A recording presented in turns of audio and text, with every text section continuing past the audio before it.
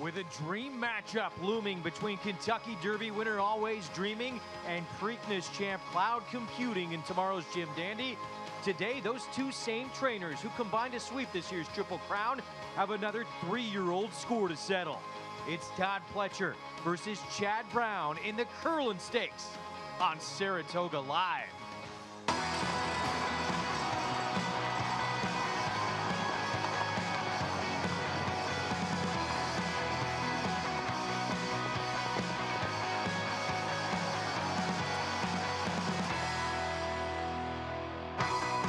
In today's Kurland, trainer Todd Pletcher sends out a pair of 3-year-olds can outplay her thirst for victory last at the 1 1/8 distance. Chad Brown ran 1-2 in the Kurland last year.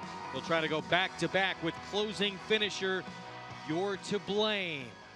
And we'll preview Saturday's featured event, the Jim Dandy, as Kentucky Derby winner Always Dreaming and Preakness champ Cloud Computing. Throwdown for 3-year-old supremacy. Welcome to Saratoga Live, everyone. Good to have you with us on this Friday afternoon. It's presented by Claiborne Farm. 100 years of doing the usual unusually well. We're going to see some up-and-coming 3-year-olds in the feature a little bit later on. We'll have plenty to preview for that outstanding matchup in the Grade 2 Jim Dandy on Saturday as well, which you will see live here on Saratoga Live beginning at 5 Eastern at most networks across the country. Greg Wolf alongside former New York Met, Los Angeles Dodger Paul LaDuca, racing analyst Gabby Gaudet. Of course, this Jim Dandy, we're making a lot of it. It's great when you see it. Very rare when you see a Derby winner go against a Preakness winner. And the rematch from Pimlico that went to Cloud Computing. And they draw right next to each other. Always Dreaming, the Derby winner from the rail. Cloud Computing right next to him, and morning line maker Travis Stone is giving Always Dreaming even money, and Cloud Computing 6-5. It's going to be a great race, guys, and it's going to be interesting to see the dynamic of the race. Obviously, we have a new shooter in terms of pace with Doug O'Neill coming in from the West Coast, but like we said, we don't always get to see this, so excited to see it with the Derby winner and the Preakness winner.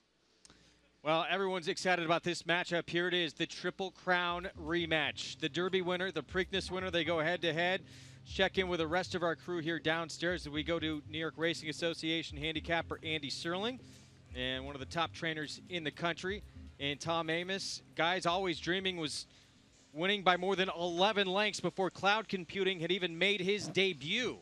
No, it's amazing what Cloud Computing has done in such a short period of time.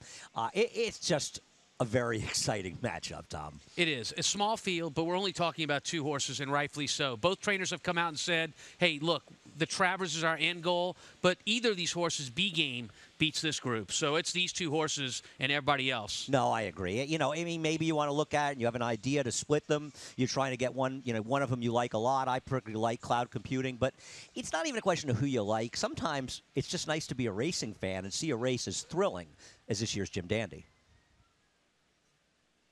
Well, it's going to be sensational. Again, we are going to have live coverage. Most networks, again, join us at 5 Eastern time to catch that matchup between the Derby winner and the Preakness champ going head-to-head. Meanwhile, today, we have the Kurland, some very, very good 3-year-olds, not quite in the class of the Jim Dandy runners, but we'll see what happens. Chad Brown, of course, was 1-2 in this race last year. It's named after a horse who was absolutely sensational on the racetrack. In fact, he came here in 2008, and even when he didn't have his best, as he did not in that 2008 Woodward, he was still able to get it done. Well, he was a phenomenal racehorse, winning the 2007 Breeders' Cup Classic. I still think one of the better classics that we've had. I still remember his debut. I ended up watching it again. A lot of people forget he debuted for Helen Pitts with Rafael Bejarano at Gulfstream Park and won by 14.5 lengths. And yes, our very own Larry Comas was on that call. He was a heck of a racehorse. He really was in the Woodward in the Breeders' Cup. First time out, we just reminisced there watching that replay. And this is a great field signed up for the Kurland this year once again. Well, You're to Blame will try and make it back-to-back years for trainer Chad Brown in the Kurland. With more on that runner, let's check in with Maggie Wolfendale.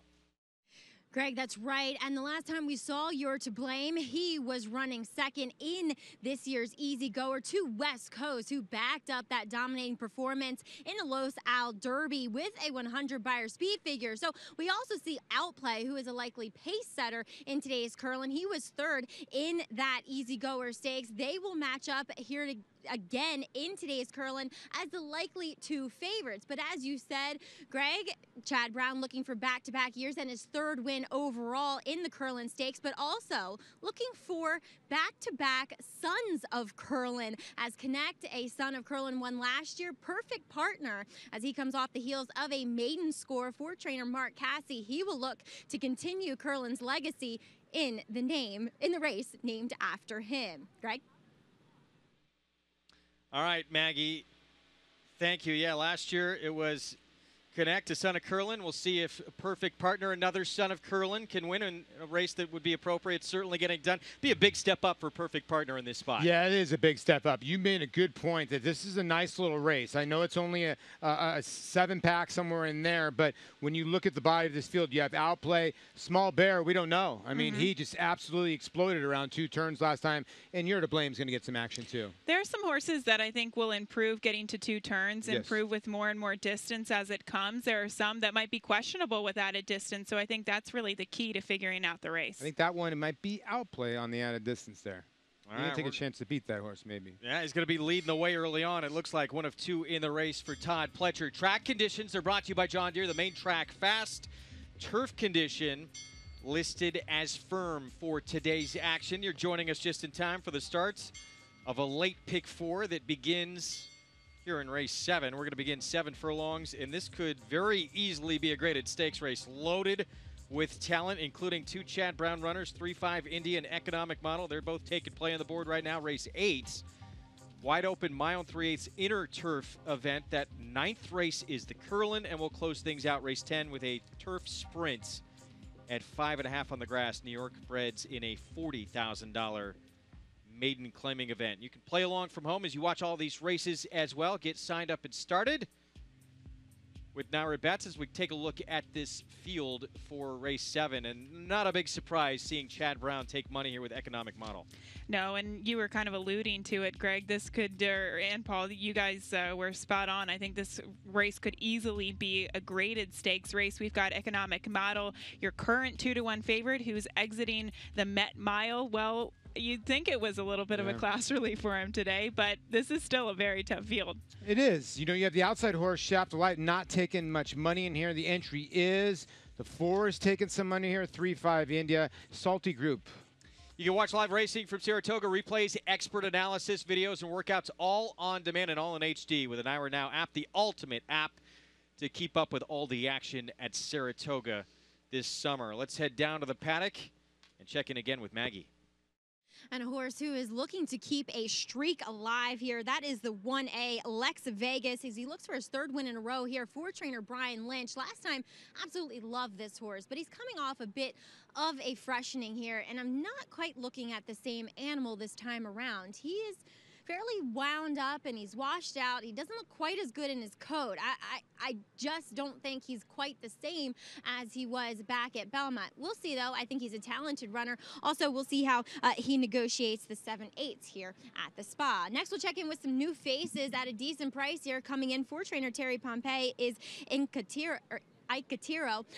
He's a good-looking type, and he's well composed coming up from Monmouth Park, and I like what I see from him here overall. He looks fantastic, just really calm, nice coat to him as well, nice flesh, and just an outsider that I think we should all pay attention to. And then on the outside is number 9, Shaft of Light. Blinkers come off here for this Jorge Navarro trainee. Now, last time, whether he didn't like the synthetic surface, looking back at that race, whether he was in tight or he took a bad step, jockey was very protective of him at Woodbine over that synthetic surface. So looking at him here, I know Andy and Tom and Gabby has some stats on Jorge Navarro bringing horses into Naira. They're not good to lay some foreshadowing.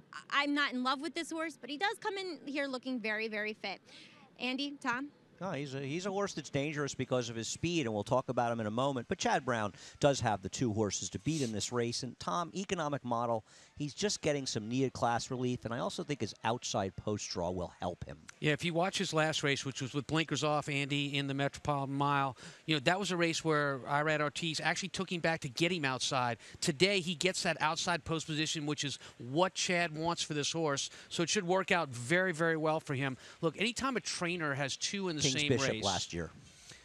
This was a very good race last year. I think he closed better than anybody in this race, and this was a world-class field in the King's Bishop, Andy. Well, the winner won the Breeders' Cup Sprint a little bit later, in fact, in his next start, and I think you made the right point. Nobody was closing. Dreyfong was able to control in the front end. Economic model drew inside, and once the rider, Irad Ortiz, got on the outside, he made his run. Tommy's just getting needed class relief, but I'll be honest with you. This is an allowance race in name only. This is a grade 2.5 at the very worst, and maybe a grade 2. The other Chad Brown horse, 3-5 India, he's a good runner as well. Now, he did not run well in his return. He had a perfect trip, and he was dead empty, which is rare to see from Chad Brown's runners.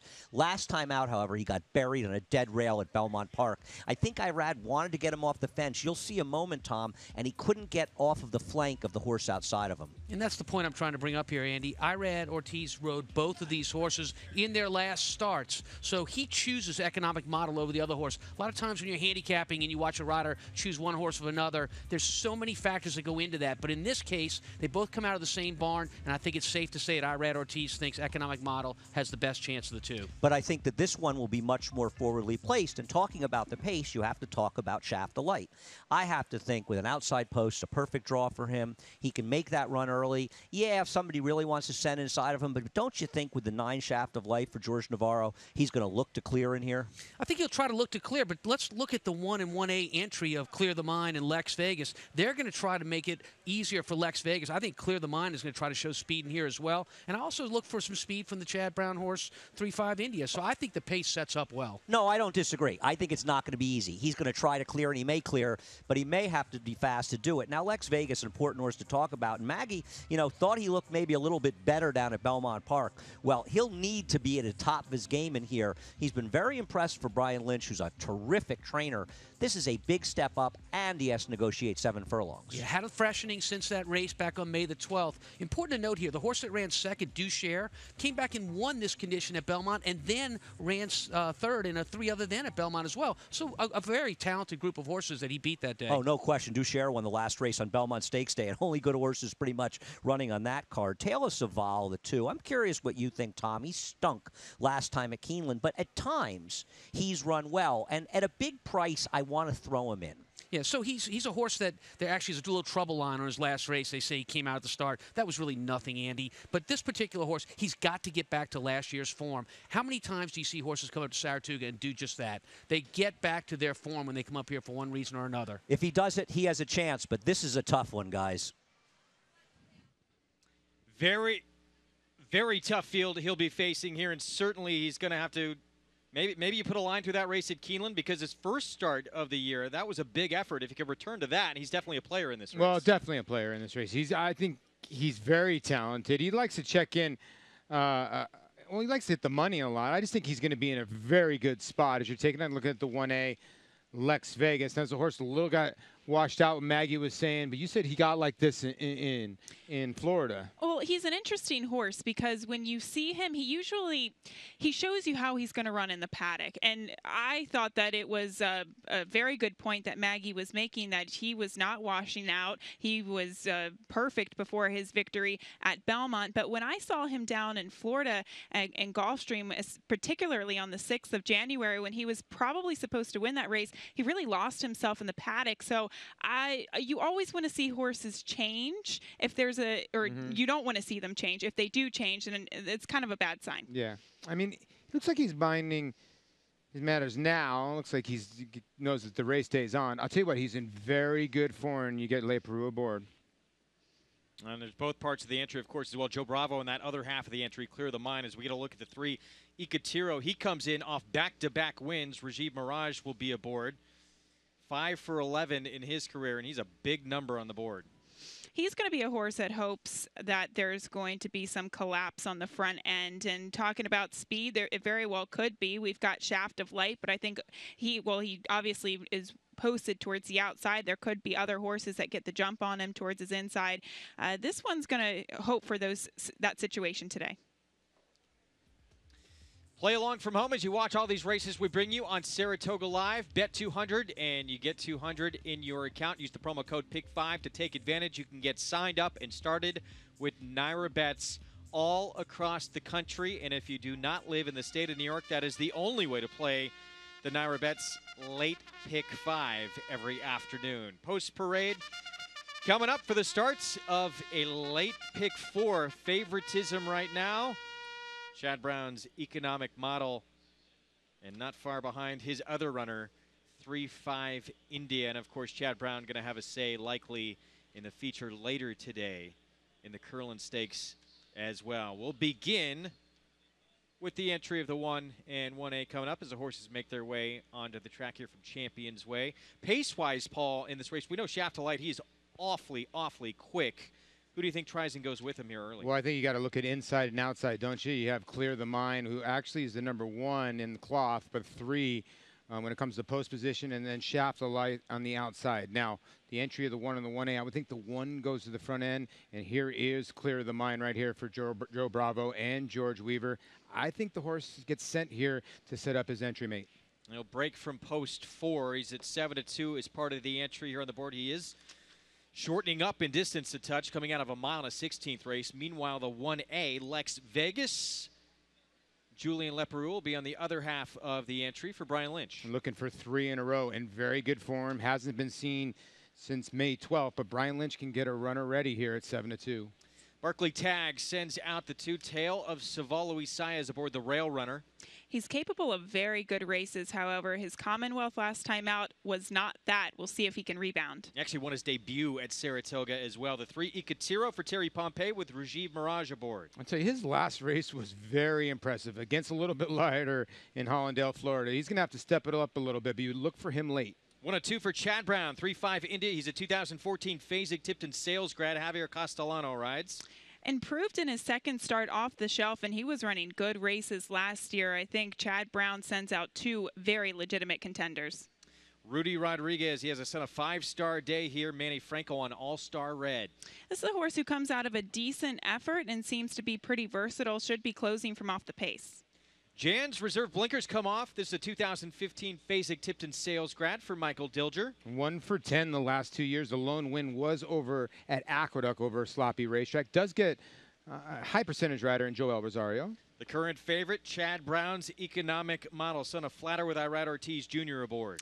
As you said, Greg, the current favorite, in my opinion, rightly so. This horse is coming out of Grade 1 company last time out. Meets a tough field today, though.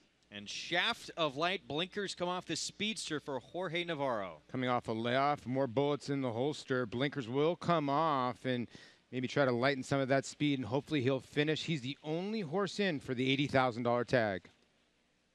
So that is your field here for race 7. Again, it kicks off this late pick 4 as we get a look at Economic Model, your current favorite, a son of Flatter, Claiborne Stallion, bred at Claiborne Farm in Paris, Kentucky. And there's a look at Flatter down on the farm. Part of that outstanding stallion roster that they have at Claiborne. He's turned out to be a nice little sire, has Flatter, son of AP Indian. Economic Model has that Quiet American on the bottom side. And this is a horse, you know, the guys downstairs talking about class relief. There's a lot of class relief. You look at his line, stall walking dude. More spirit, more and more. None of those are in here, but a lot of these horses are up and coming. Maggie Wolfendale getting her last looks at this field. We'll hear her final thoughts when we come back and load up for race 7. We're taking a quick break. Saturday, it's round 2 between the Kentucky Derby winner and the Preakness champ in the Jim Dandy. We'll preview it next.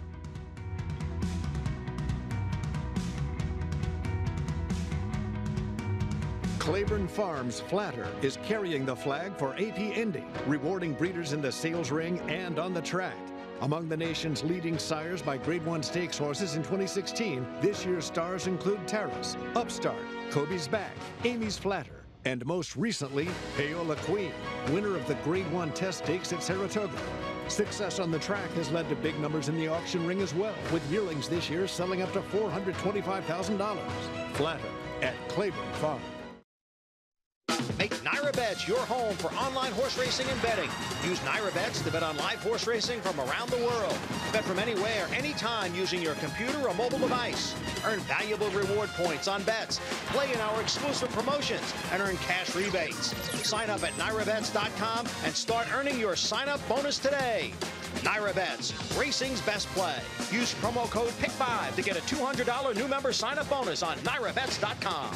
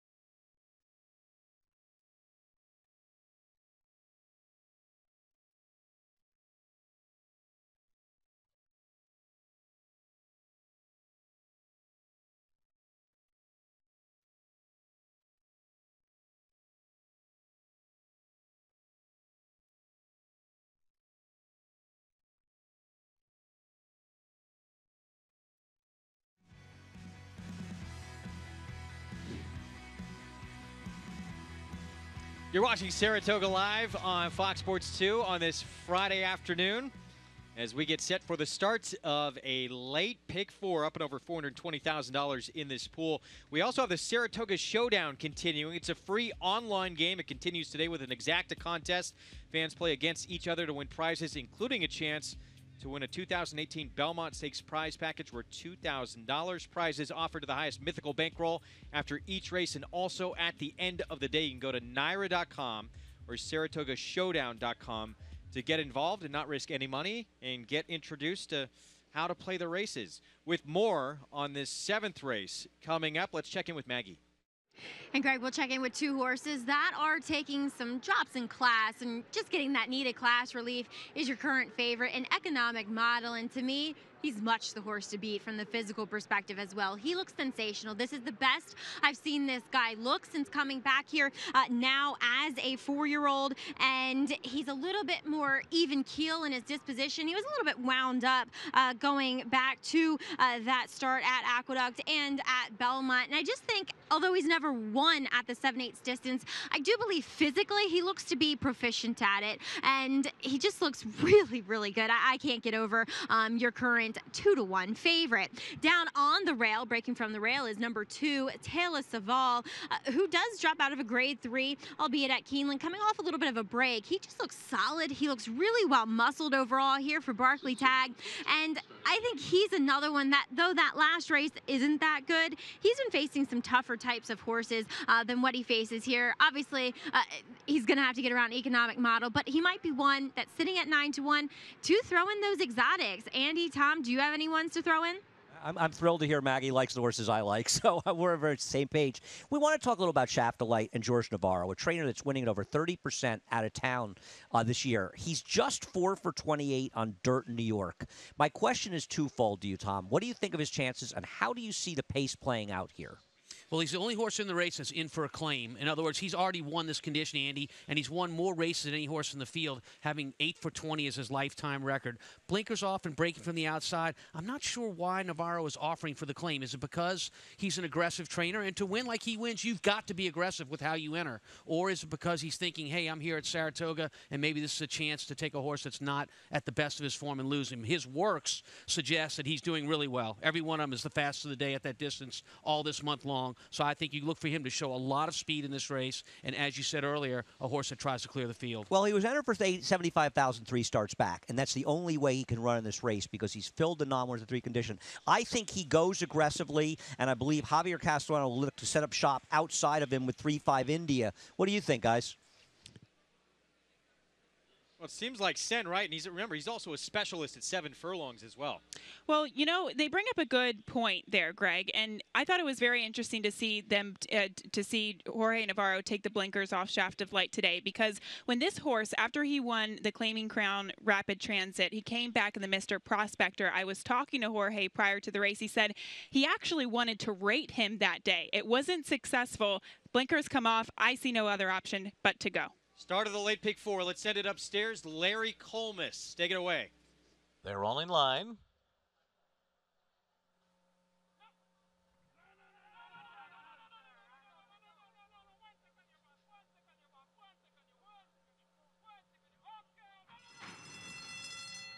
They're off. Icatero was slow to start.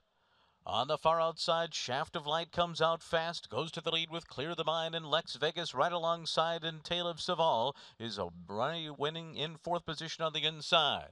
3-5 India follows in 5th, right alongside, 2.5 to Economic Model, and then it's All-Star Red, Icatero to the inside, and Jan's Reserve is last.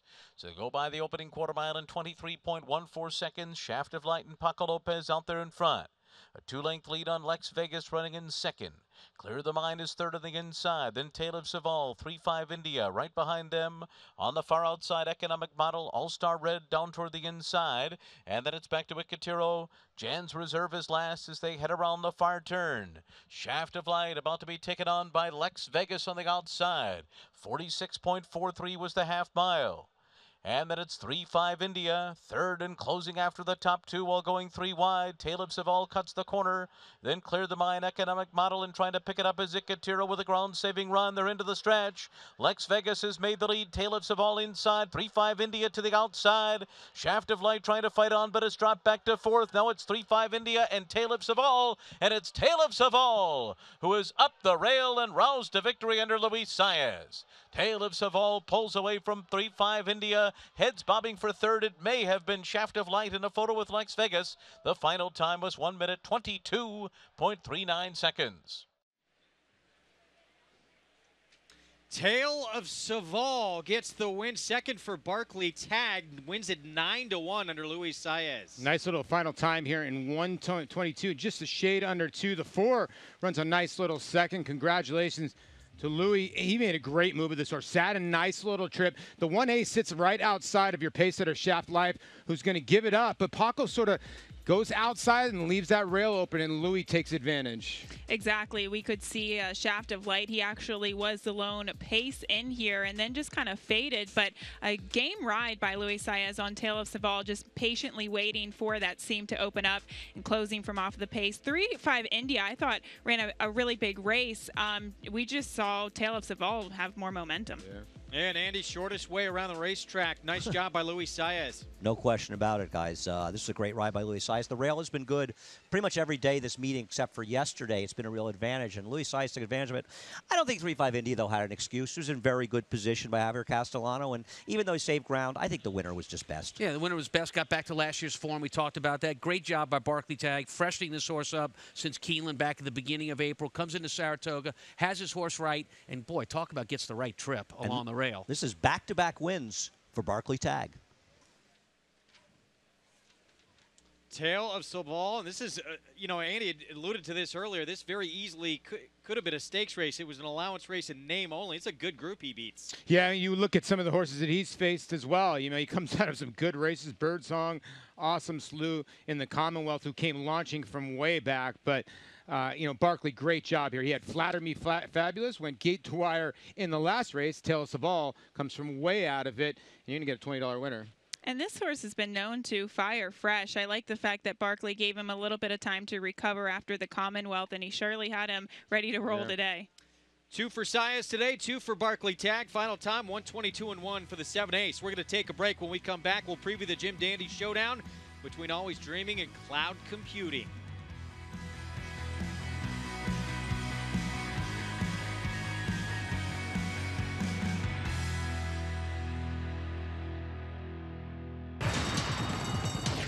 Change the way you watch racing forever with the new Naira Now app. Live racing in English or Spanish. From a variety of camera angles, race replays, talking horses, race analysis, and a multitude of on-demand content, all in high definition. Naira Now is available on many platforms, including iOS, Android, Roku, Apple TV, Amazon Fire, and more coming soon. Download Naira Now today, free in the App Store, and start watching the best racing like never before.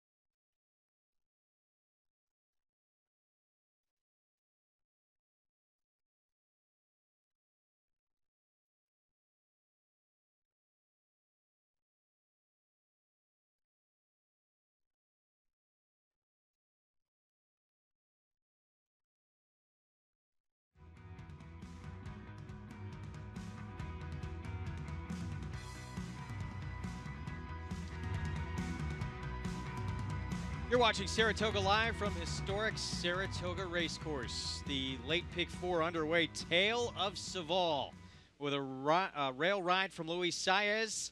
Makes it back-to-back wins for Barkley Tagg, who takes races 6 and 7. Tale of Saval, big-time performance here, 21.40 for the win. Let's send it downstairs to Maggie. And always good to see Barkley Tagg in the winner's circle here at the spa. Not only once, but twice today, Greg, as you were saying. In Barkley, Tale of Saval, a horse that you freshened up from that Keeneland race and dropped out of Greatest Stakes Company. How was he training up to this one, and were you confident in what you had today? Well, he got turned out for a month on the farm in Kentucky and came back good, and we just brought him along in the usual way, and he got better and better and better, and his coat started to look good, and he started to feel really good, and he's always liked Saratoga, so we put him in the allowance race, and we'll probably look for a stake at the end of the meet if we can. Try and get another race in him here. Well, he's 2 for 3 here at the spa, and you spoke of turning him out. How important is that for horses? I don't know. You know, they're so used to a good care at the track and having 4 advantages every night and be pampered all the time and fed perfectly and all that. You know, a lot of people say you got to turn them out and let them be a horse for a month or something like that. They've never been a horse when you think about it, you know? I mean, from the day they're born, they're on medications, they're on iodine on their navels, they're never a horse. But we just take the best care of them we can, and if the owners want to turn them out, we turn them out. So, yeah. And it certainly, I'm sure it depends on the individual, and Tale of Saval, it certainly seemed to fit well with him. And is he a horse that you keep at the sprint distances? Not necessarily. I'd prefer him at a mile, but there's no mile here. So there's no mile at Saratoga. So I'm just happy that he won this and was impressive doing it, I thought. So. Well, let's look for him at a 7-8 stake later on in the meet. Barkley, congratulations with both your wins today. Thank you very much. Greg? Well, having a great afternoon. Barkley Tag Barn, Taylor Saval with a real nice win. Again, final time was sharp, too. 122-1 for that 7/8. As we move on to race 8, we're going to go a mile and 3/8 over the inner turf, and it's 2 horses primarily taking a ton of money in here. It's a rematch between the 7, Gagan for Bill Mott, and the 8, Rocketry, and they had a real interesting stretch duel against each other. Well, more on that coming up in just a little bit as we look forward to this rematch coming up. Of course, it's an historic Jim Dandy. Gabby, coming up this weekend with the Derby and Preakness winner going head-to-head. We have never seen that in the Jim Dandy before.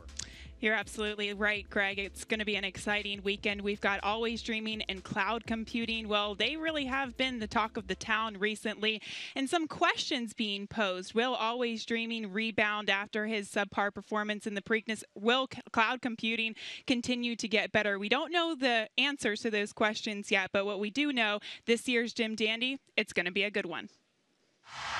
Well, I think it's great for the fans, first of all. A real treat for everyone that's going to come out to Saratoga to watch the race. And I think it's a testament to both horses. Witnessing both the Kentucky Derby and Preakness winners on the same stage at Saratoga is rare. But that's exactly what we'll get this Saturday in the Grade 2 Jim Dandy. It's good for the fans. It's good for everybody here to enjoy, to see the best 3-year-old in the country to compare each other. Always Dreaming dazzled in the Derby. Comes true. Always Dreaming has won the Kentucky Derby. As impressive as Always Dreaming was in the Derby, the same horse didn't show up in Baltimore for the Preakness. I knew that in the backstretch, you know, like I was telling Todd after the race, like I know in the backstretch when Julian's horse got to me and right before the 5-8 bullet and he didn't put it fight, I was worried then. By the half of my pole, 3-8 bullet, I knew I didn't have the same horse. Always Dreaming didn't put up a fight, while Cloud Computing came out swinging. To the finish together, noses apart.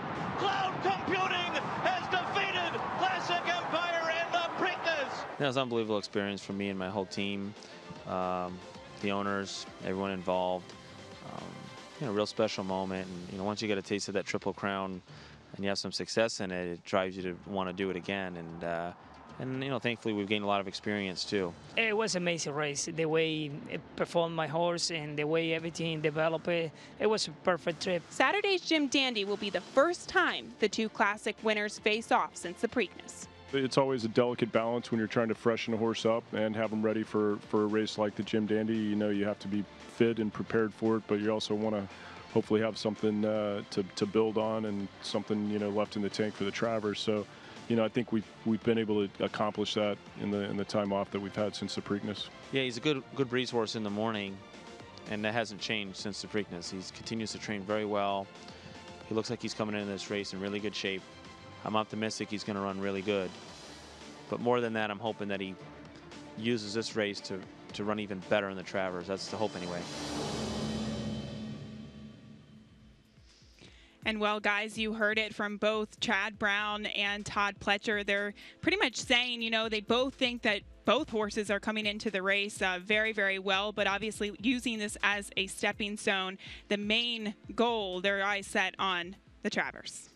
That's the Midsummer Derby. I mean, that's the race we know that Chad Brown wants to win more than even the Kentucky Derby, having grown up in Mechanicville just a few minutes here from Saratoga. That's the one he really wants. Yeah, and I'm with you. I mean, he's handled this horse so well. Son of McLean's Music, who McLean's Music, by the way, ran one time and won and just smashed with an unbelievable buyer figure.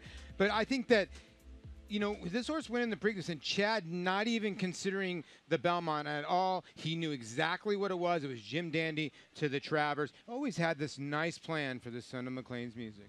It's going to be a tremendous showdown. We will have it live for you on Fox Sports 2 and MSG Plus, beginning at 5 Eastern on Saturday. We're going to take a break in the action. You can get social with us. Hashtag Saratoga Live.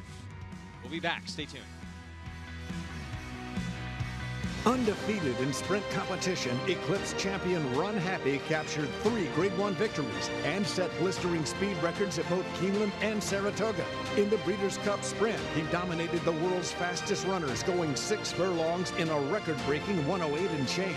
The only horse nominated for 3 Eclipse Awards, Run Happy was crowned champion male sprinter, all the while racing 100% drug-free. Champion, millionaire, record breaker, Run Happy, standing at Claiborne Farm. And they're off. NyraBet's Pick 5 is now available exclusively online at nyrabets.com. Bet the NyraBet's Pick 5 every race day with a 15% takeout on the last 5 races on the card from the country's best racing at Belmont and Saratoga.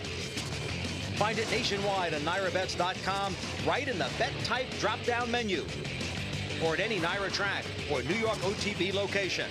NyraBet's Pick 5, racing's best bet.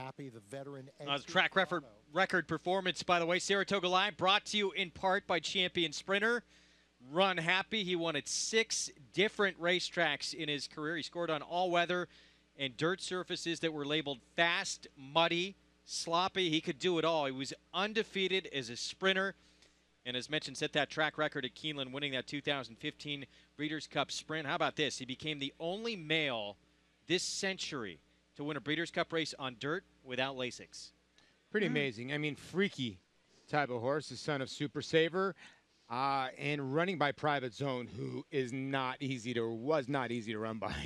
He was freakishly fast in the afternoon, and he was a beautiful horse, too. Always touted himself in the afternoon, and good to see him happy in the field. He's going to be a good sire. Yeah. He's going to be a good sire. Well, we don't have just the Jim Dandy tomorrow. It's a tremendous card that we have for you on Saratoga Live. It includes the Grade 1 Vanderbilt. And Andy, I know you remember this race from last year. The defending champ is back. He was just 21/100ths off Speightstown's 12-year course record in that performance last year. Yeah, it was a shame that AP Indian chose the Breeders' Cup not to show up, because he had a sensational campaign in 2016 and in a lot of ways had the best full campaign of any sprinter. Yeah, he did. And if you think about it, well, it's on paper. It took all the way to the end of the year for him to finally get beat. When he got put up in his first start of the year and just kept winning after that. Look, sprinters are the hardest horses to keep in form all year long. The races for a sprinter are so demanding from start to finish. The quarters are very, very fast, and I would say that a sprint race takes more out of a horse than just about any other race we can run in. And so for a horse like AP Indian, who kept his form all year, the question is, does he have it back this year with a couple of good starts? Well, that's my question for you, Tom, because I don't see him having the same form this year, and I'd love to see him come back. He's a terrific horse, and he may well win this race, but I know Delacour, as you said, did a great job with him last year. I just think he's not the same horse, and I think he's vulnerable. And it happens. It happens with sprinters. But those two races were very, very good races he's run this year, but they just quite weren't what he was last year. I agree. And for that reason, I'm going to take a shot. And you guys know, I can't resist turnbacks. And Birdsong really needs a turnback. Now, I wonder if 7 furlongs in the Forego on Travers Day ultimately would be a little better for him. But Birdsong, by the way, beat Tail of Saval down in Florida this winter. Tail of Saval just ran well here. I thought he got lucky in this race because this was Derby weekend, was a big inside speed track at Churchill. And he's a talented horse, and he can cut back and win this race at a square price. Well, he's won at this distance. And he started out there, and they spread him out, and they used his speed, and they made him a one-dimensional horse going long. But I don't think he's one-dimensional at one turn. I think he can place himself accordingly and still win a race. Well, he not only has a win, he has a win in Saratoga going 6 furlongs, and that might work out well for him. I think he's an interesting player. I'm curious to hear what either Gabby or Paul think about this race.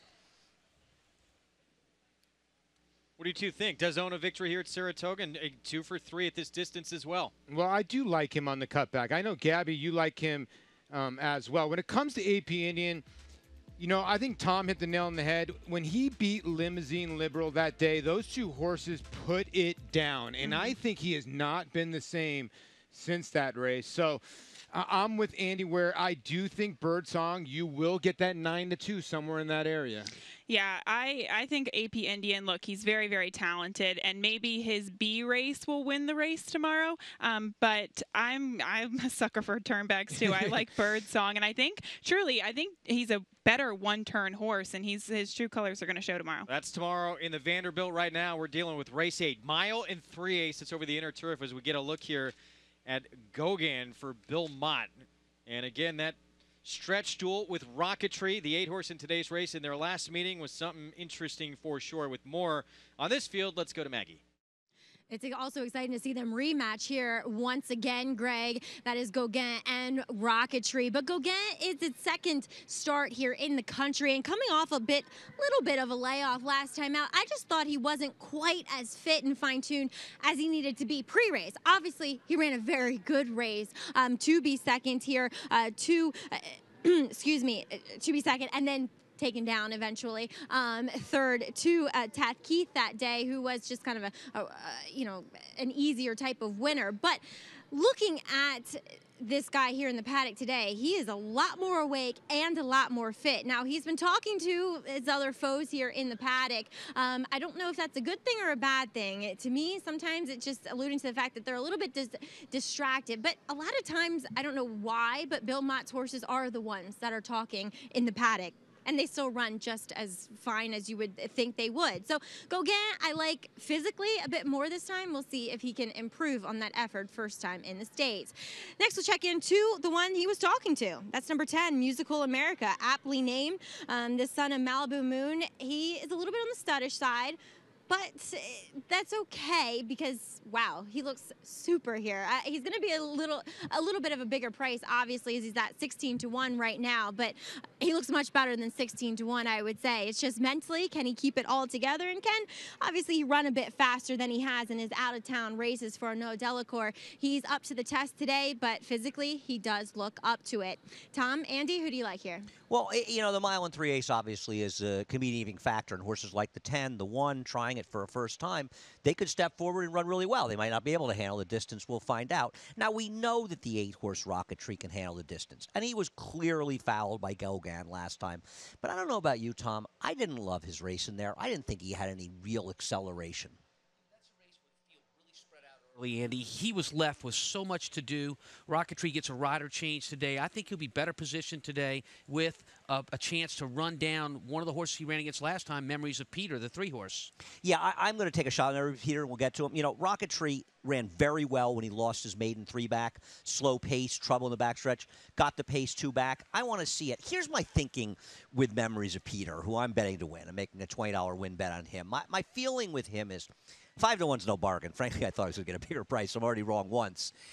Last time out, we all loved him on the show. Everybody knew he was the controlling speed, but the winner dogged him the whole way and just took him over easy. In this race, I'm wondering if people will be a little less concerned with him, and I think the 1 3/8 is around 3 turns at Saratoga might be a little easier to wire than a 1 1/4 at Belmont. Well, he's going to get a chance to do it again. He is the controlling speed in this race. We're talking about the 3 Memories of Peter. And when you look at the odds board, you're noticing that all the money is going to the 3 horses that compete against each other in this type of race at Belmont in the last start. We're talking about the 3 Memories of Peter, who made the pace and faltered at the end, as well as Goggin, who ran second, got taken down to be third, and Rocket Tree that was put up. Yeah, I mean, we'll talk about the 7 Gauguin in this race.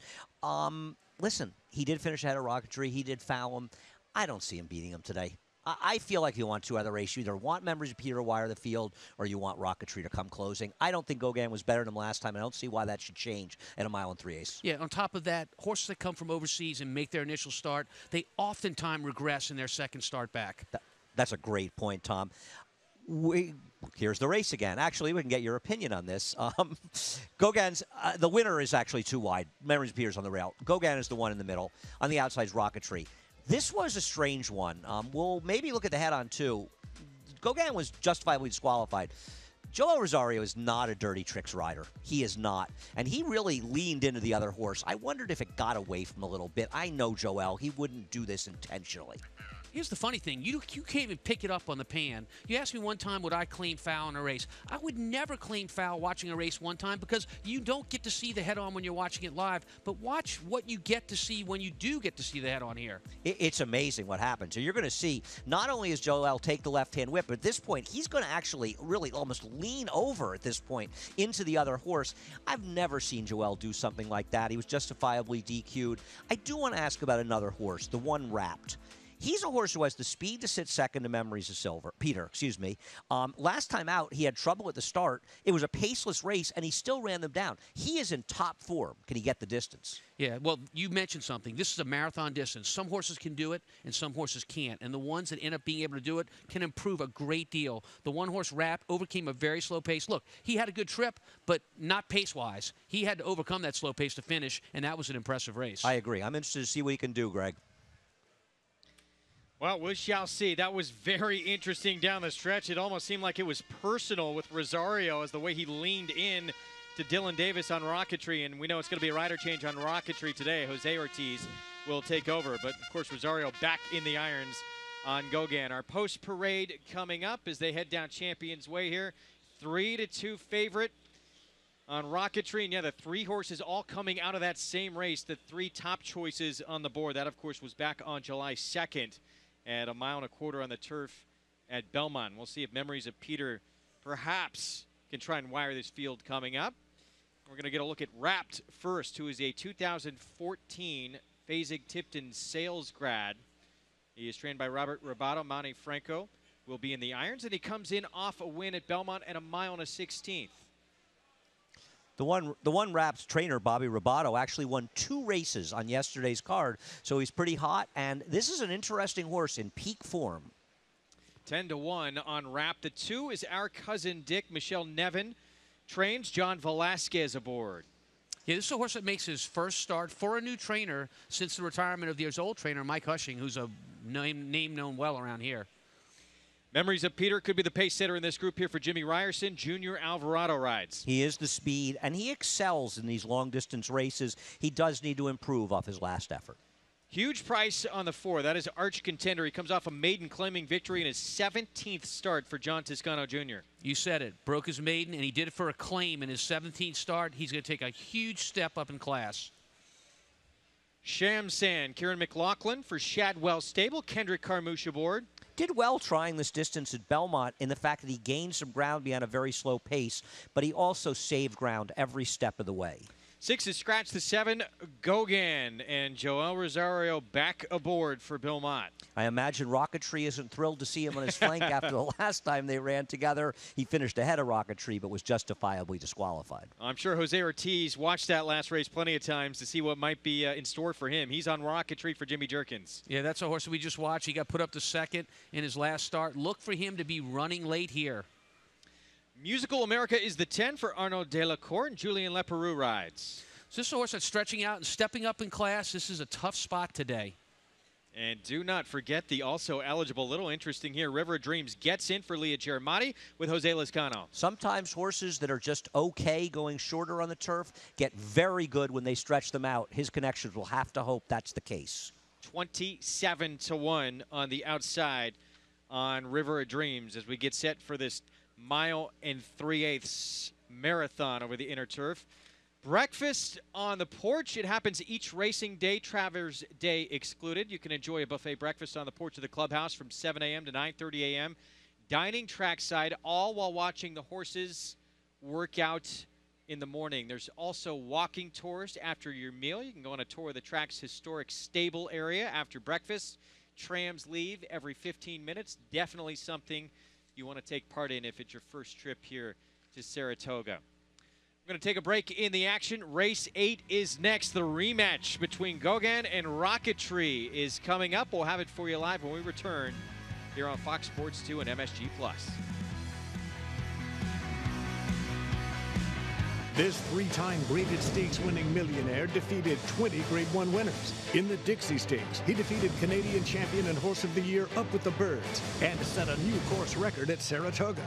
Runner-up in the Grade 1 Manhattan and Shadwell Turf Mile, Ironicus ran 7 triple-digit buyers, including this score in the Fort Marcy Stakes. Half to 4 graded stakes winners, Ironicus has the speed, class, and bloodlines to become the next great sire by Distorted Humor. Ironicus at Clayton Farm. Make NyraBets your home for online horse racing and betting. Use NyraBets to bet on live horse racing from around the world. Bet from anywhere, anytime using your computer or mobile device. Earn valuable reward points on bets. Play in our exclusive promotions and earn cash rebates. Sign up at NyraBets.com and start earning your sign-up bonus today. NyraBets, racing's best play. Use promo code PICK5 to get a $200 new member sign-up bonus on NyraBets.com.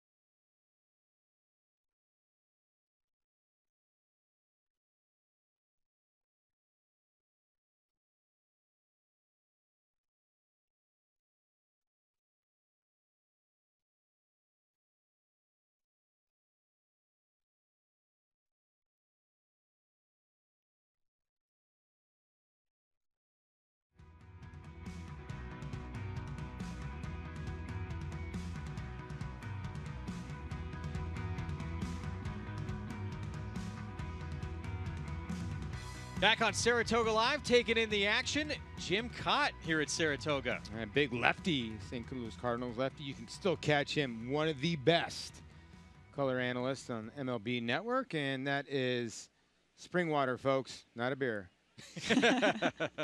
Saratoga Springwater. Stay hydrated. Yes. Well, this 8th, we're getting set here again for this 1 3/8 here over the inner turf coming up, and it was just so fascinating, that stretch duel between Rocketry and Gauguin last time. I mean, I want to ask you two, what was Joel Rosario thinking? I mean, it almost seemed like it was personal. Well, I don't know. I honestly, watching the head-on, it kind of looked like he wanted the...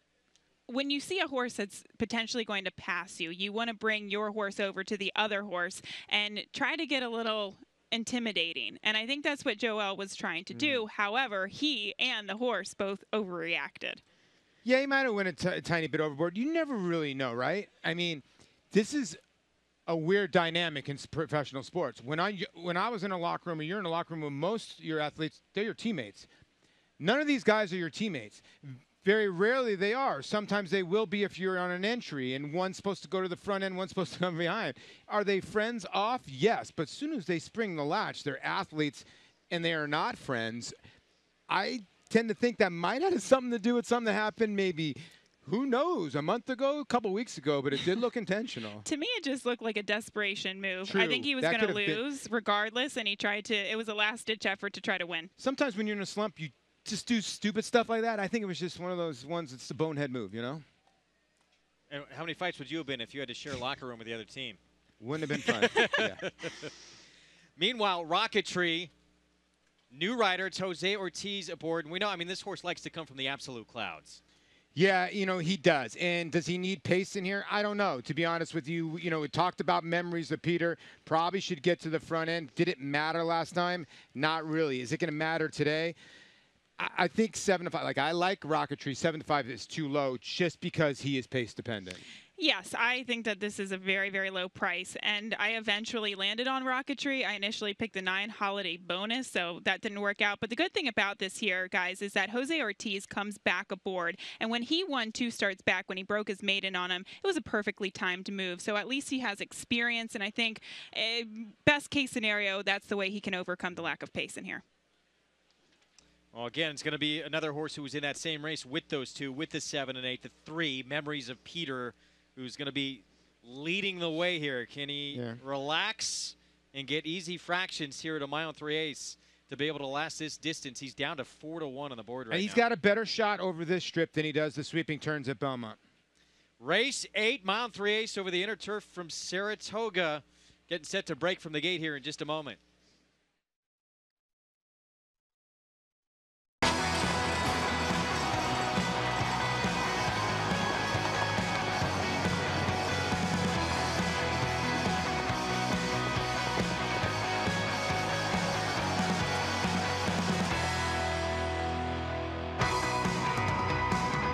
Welcome to Saratoga Live, and those who have just joined us on Altitude Network, great to have you with us on this Friday afternoon. Our feature is the Kurland. Still to come, it's presented by Claiborne Farm, 100 years of doing the usual unusually well. Greg Wolf, Paul LaDuca, Gabby Gaudet, Tom Amos, Andy Serling, and of course, Maggie Wolfendale, who has some final thoughts here on the horses as we get set to load here momentarily. And the mile and 3/8 distance, Greg, is one that sometimes takes a specialty kind of horse to get it done. I'll look at 2 horses, one of which trying this distance for the first time. Down on the rails, New York bred Wrapped, who has run through all of his New York bred conditions, so he's trying open company here for Bobby Robato, who, wow, he's gotten off to one heck of a start to this Saratoga meeting. This horse, to me, better than ever. Coat-wise, he's dappled out. He looks fantastic in that sense. And 2, he's just that long, lanky type of individual where I don't see the mile and 3/8 being a problem for him, as he will test the waters going this distance for the first time. Next, we'll check in with one who obviously has experience. I know Andy likes number 3, Memories of Peter. Well, he's got to feel confident in the fact that he looks fantastic physically. Granted, he looked great last time, and he was back in the spot where he needed to be, and he was not able to take down Rocketry nor Gauguin. So that is a bit of a, you know, problematic kind of thing with him. But physically, once again here for Jimmy Ryerson, love what I'm seeing from him. He will be my pick here in the 8th, Greg. All right, Maggie, so strong endorsement there on a horse who is 9-2 and is going to be the one in front leading the way. Yeah, listen, like I said, I think a little bit better chance over this strip than Belmont. The worry is 0 for 9 in the last 2 years. He is, but he has been capable of putting in some strong performances. I thought last time out was a very strong performance. But, guys, go back to last September when he was facing the likes of Sadler's Joy. He was a pace setter in there. Sadler's Joy, he's a grade 1 caliber horse on the turf. You know, another horse we haven't really mentioned is the 5, Shamsan. If you look at that horse's effort last time, I think a lot of people are forgetting 14-horse field, big field, first-time blinkers, and goes a mile and 3/8 last time and ran well at 27-1. Kieran McLaughlin's gotten off to a great start. This horse has had a ton of races reined off. I think finally back into form. These Bernardinis get better with age. I think that's your long shot play at 9-1. I thought he was interesting. This is going to be his 5th try on the grass. Woodhaven as well, a couple back. It's a tough group. I know it's 3-year-olds, but Secretary or Frostmorn came back and won big for Christophe Clement. Some good horses in that race. I think he's an interesting horse as well, guys. He just doesn't look like he's got a lot of speed out of the gate, so the lack of pace in here could compromise him. But I will say, Kendrick Carmouche, if you're looking at turf rides, he is, when a lot of the riders here sometimes hold, Yeah, he goes. sends. So you at least like to see an aggressive rider aboard. That's usually his MO almost, yeah. Kendrick always seems to be very He's aggressive. always been an underrated rider for a long time, and it took him a while to get here to New York, but he holds his own. He can flat out ride. Last time, you know, Gabby's right. They crawled, and he was in mid-pack. They're probably going to crawl again here. This is all going to be about positioning. Yeah, Andy said a line for what the final time would be in the nightcap last time. What do you think the fractions we're going to see early on here? Well, that's over under 25 and 4. I'm going to say 51 for sure is going to be the over under on the half. What's 51? What's up for grabs though? Dinner? Well, drinks. Since you don't pay Andy, you'll pay me. Okay. All right. All right. Sure. Over. All right, we'll see what happens here. The line's 25 and 4. Gabby's going over. Let's send it upstairs. Larry Colmus, the voice of the Triple Crown, with a call. Race 8 from Saratoga. They're all in line.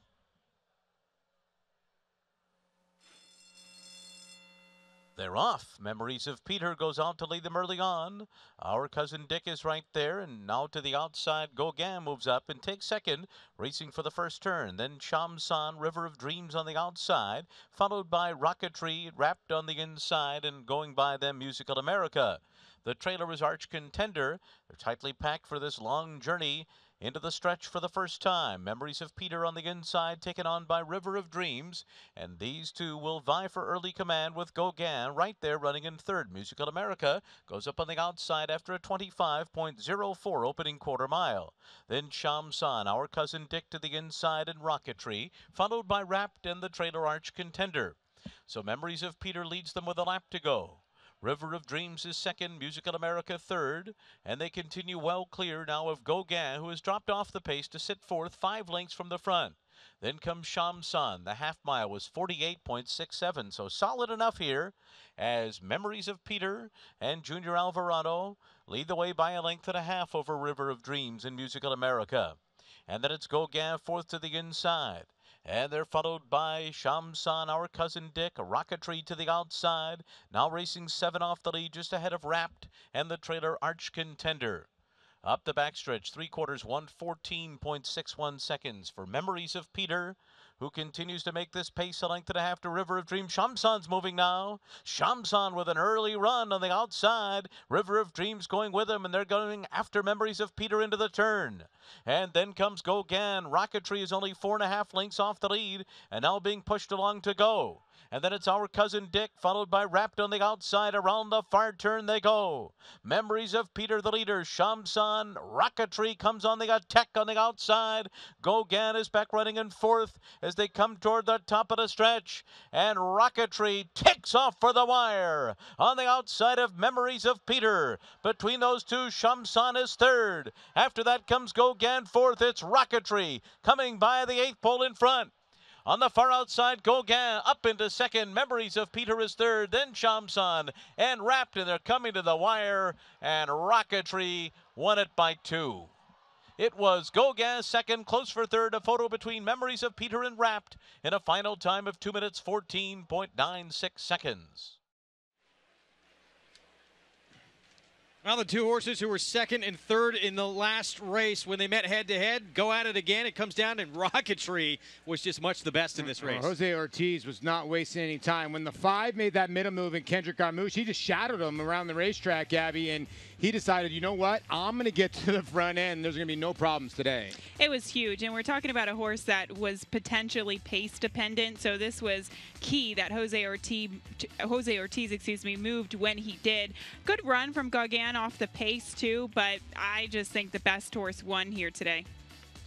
Rocketry, dominant performance here, and you can see Jose Ortiz wrapped up here as they get to the wire, Andy. Yeah, I agree. I think this was a much more dominant win than it may look on paper because Jose Ortiz, you guys hit on it, he just made all the right. He said, I got the best horse. I'm not getting in trouble. I'm going. When you make that first move, all Gauguin did was really follow him to the wire. He ran fine, but Rocketry was much the best. Rocketry was much the best. What I liked is the interior of this race. This was a rider's race, Andy. So many riders made different moves during the course of the race. based on the pace. That was what was enjoyable to watch during the course of the race. It actually picked up a little bit down the backside when they went down the straightaway. Rocketry came around horses. I thought he made the decisive move a little bit earlier than maybe you would have in a turf race, but when you're much the best, that's what you're supposed to do. Yeah, I think Jose Ortiz decided to, if he made a mistake, it was going to be one of aggression, and in this case, it worked out, as it frequently does for Jose. And let's not forget, Jose Ortiz, it was yesterday. He had to take off the last couple of races. He had issue with his elbow. He went to the hospital to get looked at. X-rays obviously negative, and he said he'd be back today, and now he comes back with a vengeance. Yeah, I got a chance to talk to him. I asked him what he felt, and he said he felt a pop. He was dead worried. He went inside that X-ray machine. He said his heart was beating, and when he came out, the doctor said everything looks okay. Couldn't believe it, and boom, in the winner's circle, race 8 today.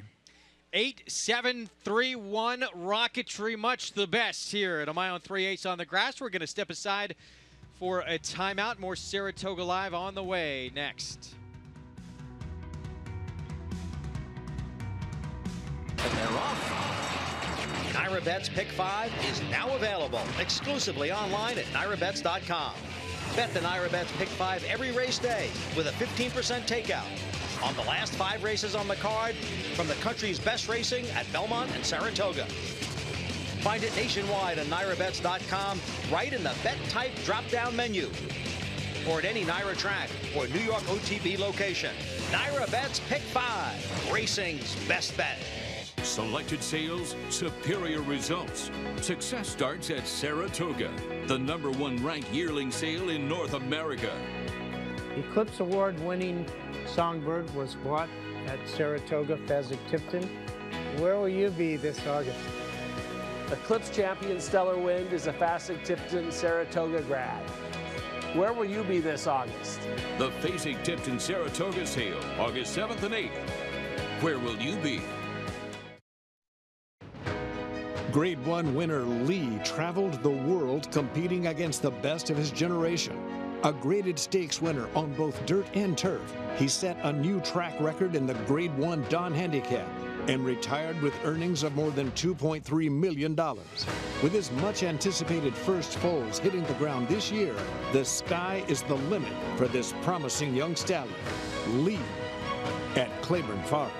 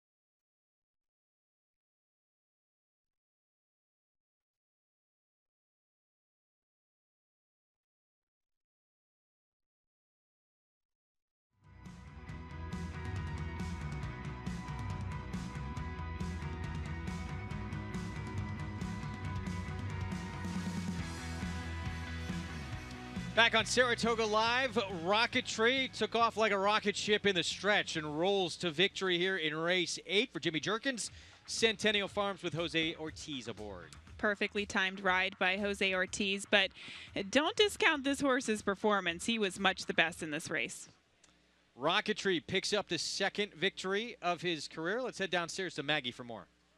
Here with a special guest, it's a Jim, but it's not Jimmy Jerkins, it's Jim Cott here of baseball fame and also a horse racing fan. Jim, friendly with some of the owners of Centennial Farms, and you were lucky enough to get your picture taken. Yeah, it's kind of looked like we had the favorite there. I say we because Tony Woodruff is a friend, and he called and said, would you like to go over and and watch my horse race to my run tomorrow. I said, never turned down a chance to go to Saratoga.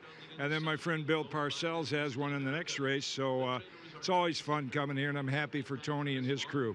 Well, Jim, you got to get me an interview with Bill Parcells. He's a tough cookie to grab on camera. Yeah, well, you know what you have to play a little baseball trivia with him. Tell him, because he loves baseball. So, but yeah, he's a little nervous right now, as you might expect. But he's a good buddy, and I hope his horse wins. Well, Jim, we have Paul LaDuca on the broadcast now, luckily. So, For me, yeah, is Paulie up there? Yes, I was looking for him today, but. I watch him a lot, and I know he's very good at handicapping and loves this stuff as I do. So please tell him hello. Well, it was ultimately good to see you, and glad you got your picture taken too. Thank you very much. Good to see you. Paulie, did you hear that? Yeah, from a Hall of Fame broadcaster, I want to tell you, Jim, as well. Listen, he's one of my idols. He's a great color commentator. Him and Bob Costas still pull out one of the best broadcasts you can get. So hopefully, Maggie, you tell Jim to just drag Bill down too.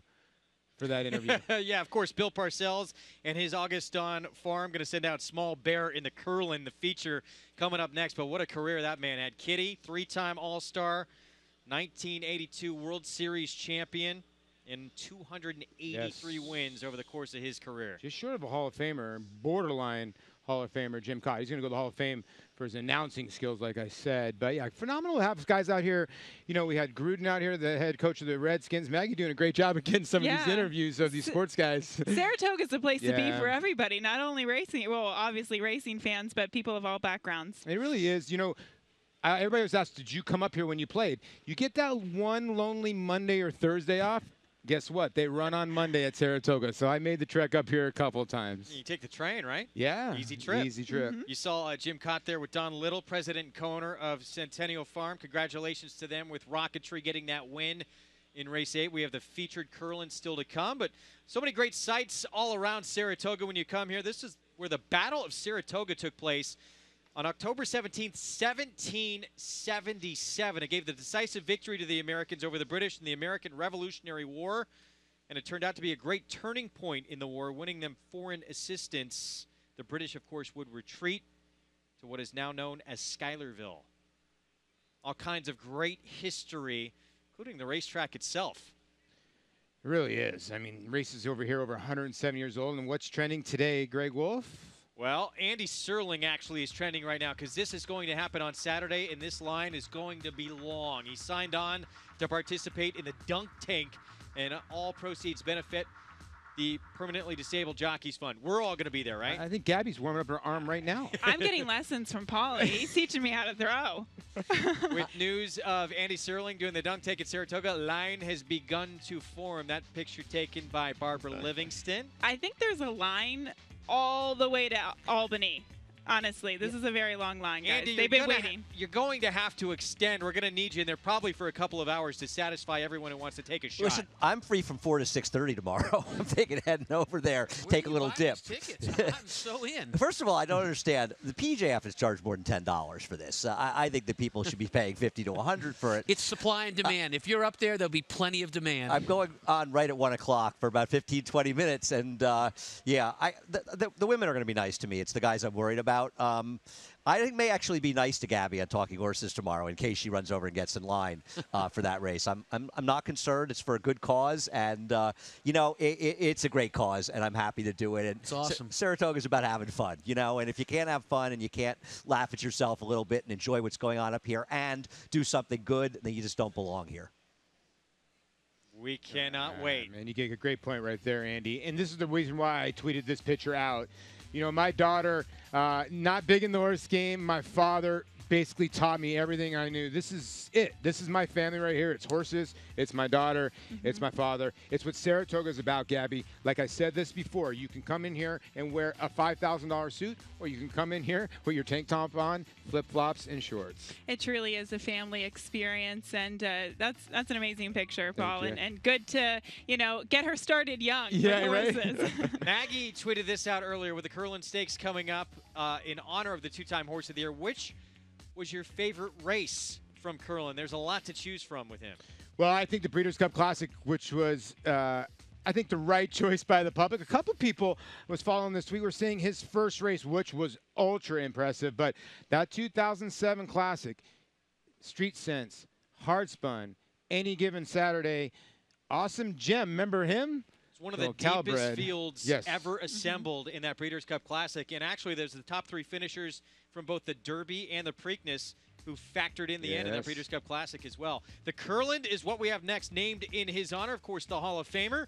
Mile and an eighth in the 9th running of the Kurland. And we'll have a 7-horse field lining up. Right now it is Chad Brown's You're to Blame, the favorite, as we get a look at the great Kurland when he was here in the 2008 Woodward, holding off a 40-to-1 shot in this race. That was incredible. I mean, you just have to look at Kurland and some of his performances, obviously, in the Breeders' Cup Classic. But this was impressive, too. And I believe Steve Asmussen taking back-to-back Woodwards, right? I believe at that point, yes. Rachel Alexander will go on to win it in 2009. Right. Absolutely. By the way, he was the first reigning horse of the year, Kurland, to run at Saratoga since Favorite Trick had done it a decade earlier. Amazing. I did not know that. Good stat. Wow. He actually, not only did he get that win, he also got a key to the city. I know you see the resume. Wow. $10 million in the bank. And 2014, he was inducted into the Hall of Fame. I tell you what, he ran some bang-up races. He was, look at that. I mean, he won race off the board, and I want to believe he was 4th. Well, this is a look at outplay. Todd Pletcher has a couple of chances to get the Kurland. He has outplay. He has thirst for victory as well. It should be a fantastic rendition here of the Kurland, named after the 2-time Horse of the Year. We'll have the post parade when we come back on Saratoga Live.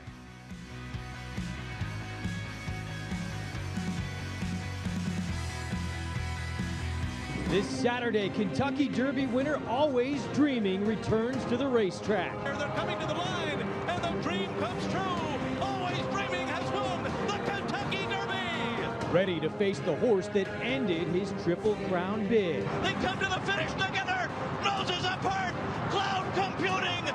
Preakness winner Cloud Computing and Always Dreaming face off in the Jim Dandy Stakes. Catch all the action Saturday on Saratoga Live. And they're off in New York, the premier state bred program in the United States. When you own a New York bred, your horse can run for more than $44 million in purses, restricted to registered New York breds. And the New York program pays awards to breeders, owners, and stallion owners when their New York breds finish 1st, 2nd, or 3rd at New York tracks. We have the quality. Dakota, they won't catch Monin. Monin wins the February Stakes. You have the opportunity. New York breds, get with the program, the best program.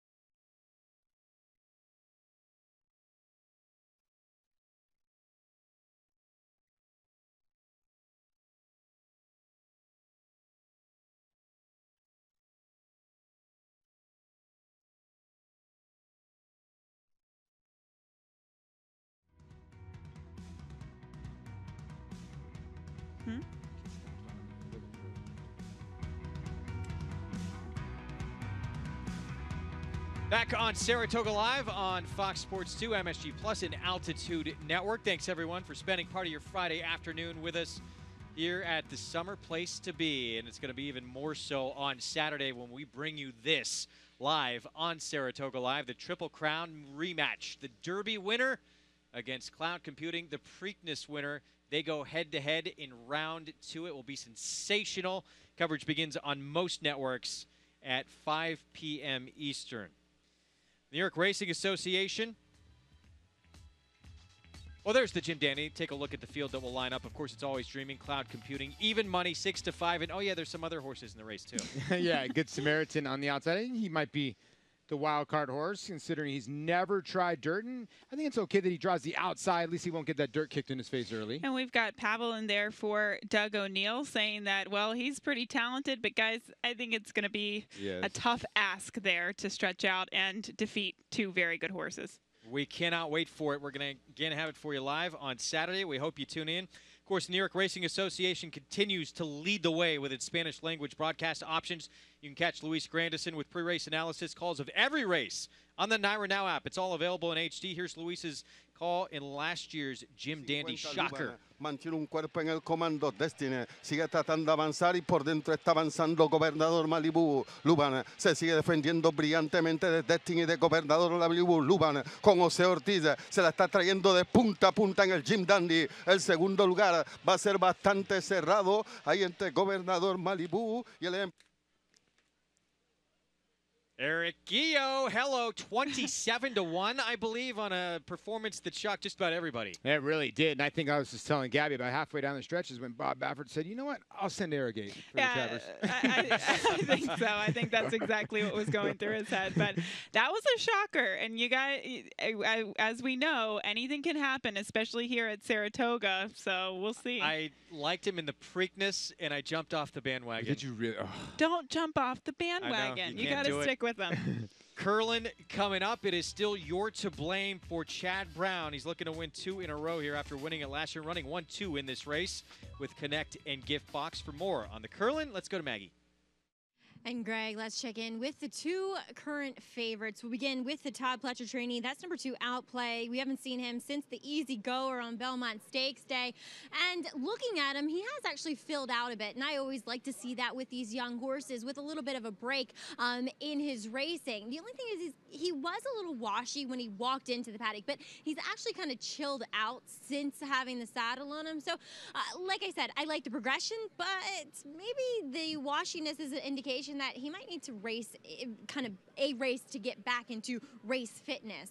Now moving on to Chad Brown's charge, that is You're to Blame here for his connections and coming out of that Easy Goer where he was second. He looks phenomenal. He is the best looking horse in this grouping. I've always been, though, just a little bit dubious about how far he actually wants to go. Now, he may prove to be the best horse in here. It doesn't matter ultimately. But a mile and an eighth, though, for a lot of them in here, they don't look that convincing for this distance. But like I said, You're to Blame. He is the best looking of this bunch here today, guys. I feel like I'm already wrong in this race, Tom. I picked the 7 You're to Blame. Is that a first? First in the last minute or so. Okay. You know, I really picked You're to Blame because I thought that Outplay the 2 would be the favorite. I mean, Outplay has all the accoutrements of a heavy favorite, and he's not favorite. They're very similar in the pick 3. In the double, the 7 is a clear-cut favorite, You're to Blame. Outplay is the controlling speed. I just sometimes, when horses are so clearly the controlling speed, and they look at this big edge, I just don't trust them, and I wonder if a mile and eighth around 2 turns may be too demanding for him. I think that's what the public's thinking here. But when you look at Outplay's last race at a mile and a 16th, a 1-turn race at Belmont, he got caught up in a very, very fast pace with 2 other horses, and he's the only horse of those 3 that stuck around at the end. That was a quick race all the way around, and West Coast that won it, came back and won Lost Al Derby as a heavy favorite there. So that was a big-time him race, and I thought that would give him the favoritism here. Bill Parcells is a big player in this race in Small Bear. We can talk about Small Bear if you want and get to You're to Blame in a moment. Yeah, I'm with you. And West Coast could win the Travers. He's a player in the Travers for Bob Baffert. Small Bear is he did something that you like to see. He's a 3-year-old that ran up against some real hard knocking. It was an off-the-turf race, but there were a lot of dirt types in that race at Belmont. And he blitzed a field of older horses in a very impressive race. He does not look like he'll have any problem with the distance. Well, look, he had a good trip that day. You have to say that. It backed up he well. did, Everything but he went ran. right for him, and he did. He indeed ran very, very well. I mean, he just bulled his way. He made that move in the turn. It's funny. We were watching. I remember Greg and I were watching it during the race. It was Greg and Richie and I. And Greg and I were sort of talking, and I said, well, it looks like Small Bear's not really running. And then suddenly, bang, he just took off. I mean, he's not going to have a problem with the distance. This is a gut check for him. There's some good horses in here, but I think he belongs and can absolutely win. Clever ride by Dylan Davis that Ray. Hugged the rail, found the opening right when he came out, saved all the ground, and really scooted home quickly. I'm always interested in horses that accelerate like that when they come back again. Let's head out to Maggie, who's got one of her favorite people with her in the paddock. That's true, and both of us and a lot of people, I think, everybody loves Rudy. Isn't that right, Rudy? Here's Rudy Rodriguez. Off the back of a pretty impressive win, did that win kind of convince you to stick him in this Kurland Stakes? You know, he ran a pretty good race, and pretty much is nowhere else to run with against 3-year-olds, and you know the no winners of 2 against older is very, very deep. This race is a pretty deep race too, so we could easily run in the Jim Dandy tomorrow. But you know, he's doing very good, and this is a good spot to see if he can handle Malena A. And we always got in our mind that he wanted to go a little longer, and you know, this is Malena A, 2 turns, so we're going to have a chance to see him run. Now, the only time he's gotten to go 2 turns was in a muddy track. Do you think that was ultimately a factor of the track? We don't think he liked the track that day, but, you know, he's got his wish today, so we want to find out later. All right, Rudy, best of luck. Thank you, Maggie. Greg? All right, Maggie, thank you. We begin our post-parade. It's brought to you by OCD Pellets, celebrating their 10th anniversary, supporting the equine industry with their 2-in-1 bone and joint supplement. For more info, go to OCDPellets.com. Here is Everybody Loves Rudy, trained by Rudy Rodriguez, owned by Michael Dubbin, Bethlehem Stables with Paco Lopez. Nice win, 1-turn Belmont, but it hasn't been around 2 turns since Aqueduct in January in the Drome when he was 5th. Outplay 1 of 2 for Todd Pletcher and Rapoli Stable. John Velasquez rides. Part of a very hot pace in the Easy Goer last time out. He could dictate in here today, but how far does he want to go? Gary Siaka sends out Small Bear for Bill Parcells' August Dawn Farm. Dylan Davis aboard. I tell you what, this gray's last 2 dirt starts have been darn good. Do not dismiss the son of Macho Uno, who enjoyed the 1 1/8 last time. Here's Hemsworth for Godolphin Racing. Tom Albertrani trains and Luis Saez rides. Sometimes a bit of an inconsistent type, but he very well could be the lone potential pace presser for the 2 outplay. The other Rapoli runner, Thirst for Victory. It's another Pletcher horse, and Jose Ortiz on board. This one not taking much money at 15-1. Comes off a nice win at Parks. That was a non-winners of 2 races lifetime. This is a big step up. A son of Kurland won the Kurland last year. Here's another son of Kurland. This one from Mark Cassie, named Perfect Partner for John Oxley and Gary Barber with Joel Rosario. Fresh off of a maiden score last time out. That was going the 1-turn mile at Belmont. I think more distance, the better for him. And Woodford Racing's You're to Blame, the current favorite, trained by Chad Brown. Javier Castellano aboard. He was 2nd in the Easy Goer in front of Outplay, and you look for him late. He'll be rolling 7-5 currently, your favorite.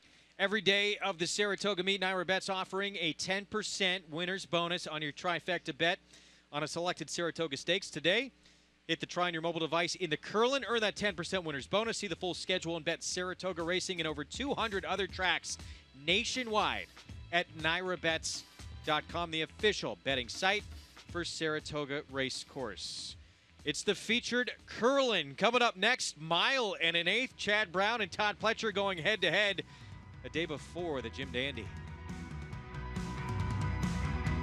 And they're off. Naira Bet's Pick 5 is now available exclusively online at NairaBets.com. Bet the Naira Bet's Pick 5 every race day with a 15% takeout on the last 5 races on the card from the country's best racing at Belmont and Saratoga. Find it nationwide on NairaBets.com right in the Bet Type drop-down menu or at any Naira track or New York OTB location. Naira Bet's Pick 5, racing's best bet.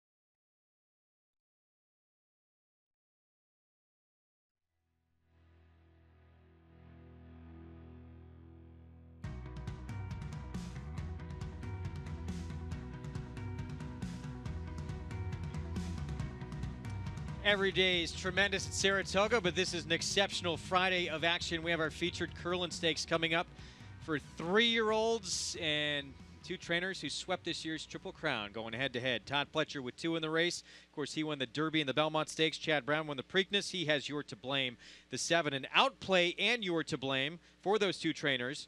Ran 2-3 in that easy goer on that ridiculous day that Bob Baffert swept the 4 stakes he was in on the Belmont undercard.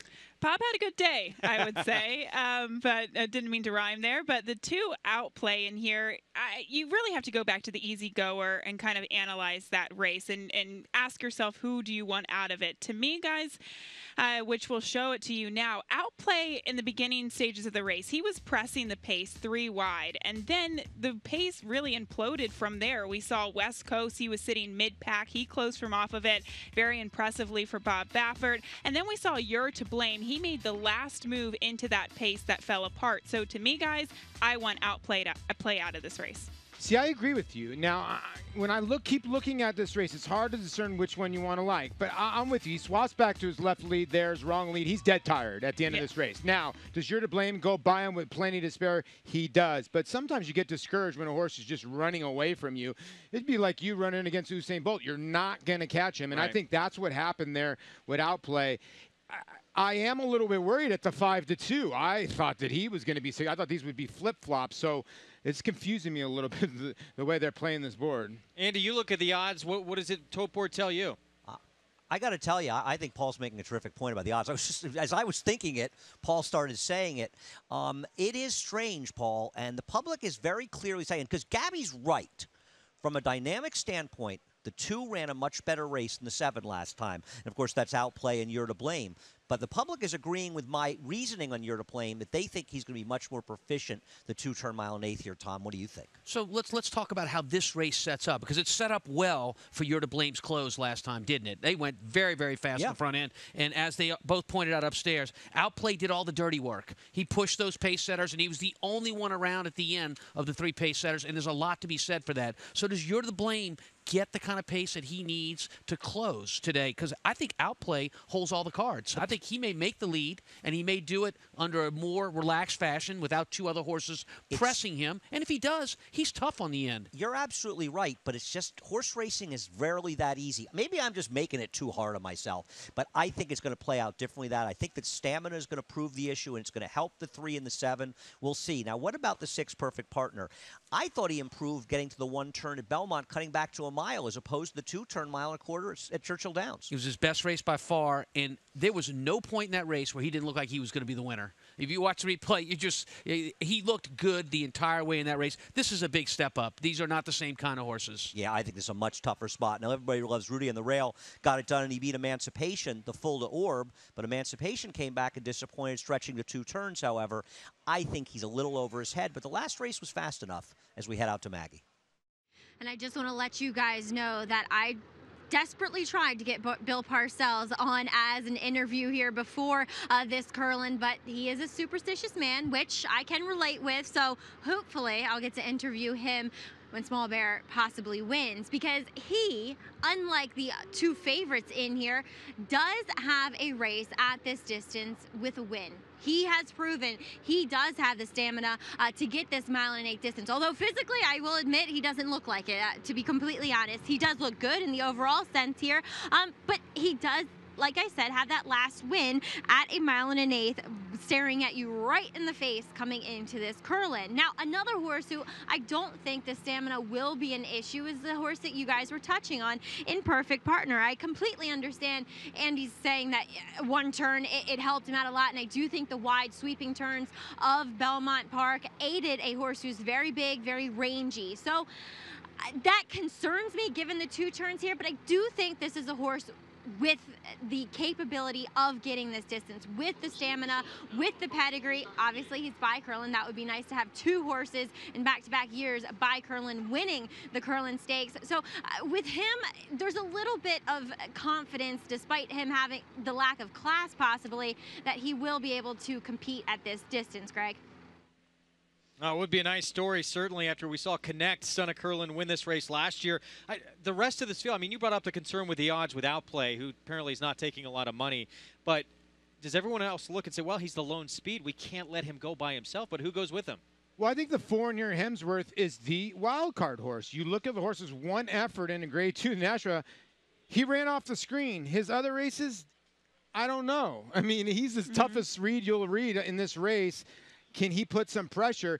And the other part about this, you have Chad Brown and Todd Pletcher. No disrespect to Gary Siaka at all, but he is taking money into those 2 trainers, the 3 in here. Yes, you bring up a very good point. Now, guys, You're to Blame. He is still your pretty heavy favorite. And I want to pose this question for you, Paulie. This is a horse who has primarily raced one-turn distances closing from off of it with pretty decent paces in front of him, too. When he stretches out to 2 turns, and that was the only time he did it in the Remsen, he fell a little bit flat. Sometimes the public thinks that a closer will automatically like 2 turns, but Maggie even said she doesn't know how far this horse wants to go physically. I agree with you. I agree with you. I think the 2's a better play, but the money's not showing up. Now it is confusing. This betting's confused me from the outset. Oh, here's Small Bear moving in line for Bill Parcells. August on farm. He drilled Outplay when they met. That was on a muddy track, though, back when they were 2-year-olds. Can he do it again? We're about to find out. Let's send it upstairs for the call of the Kurland, the feature, to Larry Colmus. 4 horses in the starting gate here for the Kurland as Thirst for Victory and Jose Ortiz come up to the next spot in the starting gate. Here's Perfect Partner, the son of Kurland, moving into the starting gate. And at odds of 6-5, You're to Blame will be the last one to load once Perfect Partner gets in there.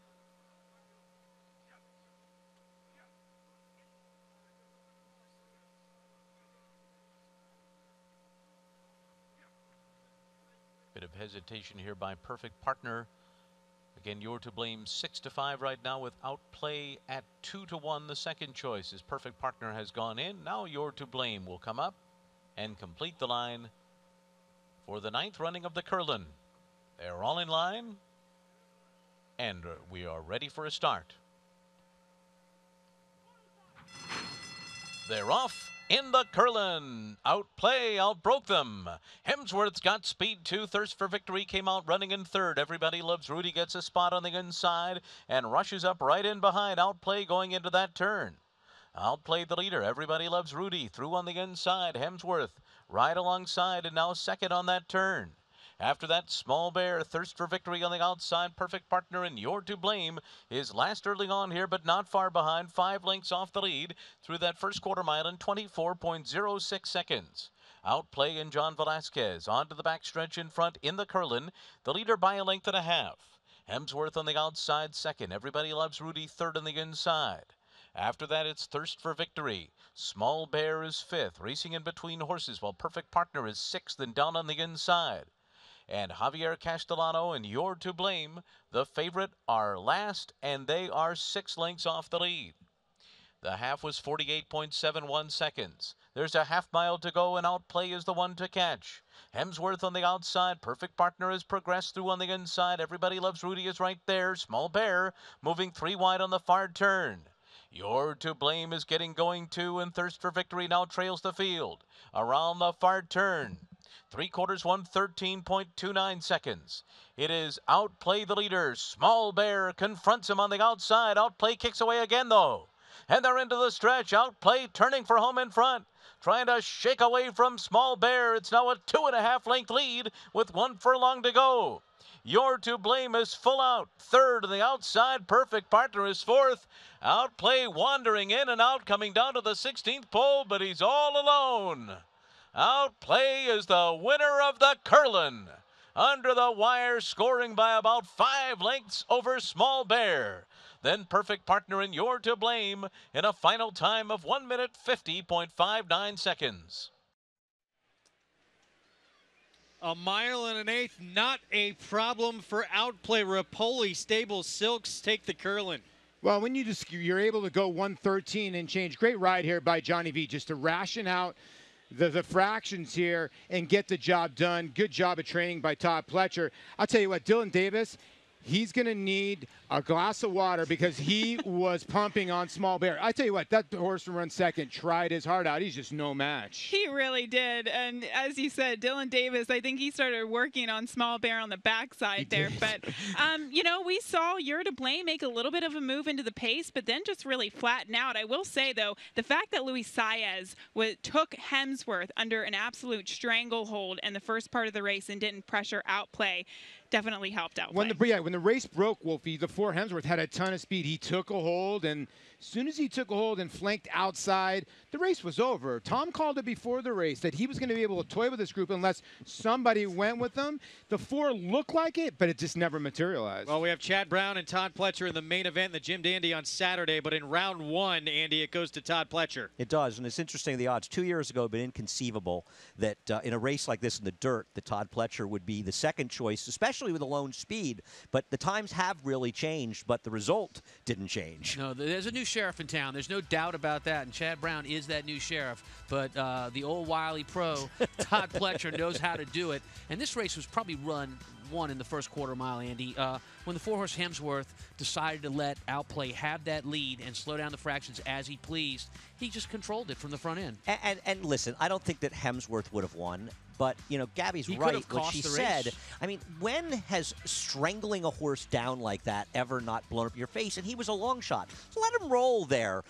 Maybe things would have been different, but the winner was much the best. Particularly in a mile pace scenario, why wouldn't you try to challenge Outplay? And it could have made for difference for You're to Blame, who showed a mild finish at the end and just didn't set up correctly for that horse. Yeah, I got to tell you, You're to Blame. I was very disappointed in that performance. At least Small Bear, Dylan tried to make something happen and made a move. I thought You're to Blame was terrible. Well, Jose Ortiz on the other Rapoli stable runner for Todd Pletcher, thirst for victory, doing some explaining, but Pletcher gets the win with Outplay for Rapoli and John Velasquez. We'll take a look at what's trending again when we come back. Remember the hashtag Saratoga Live. We'll be back.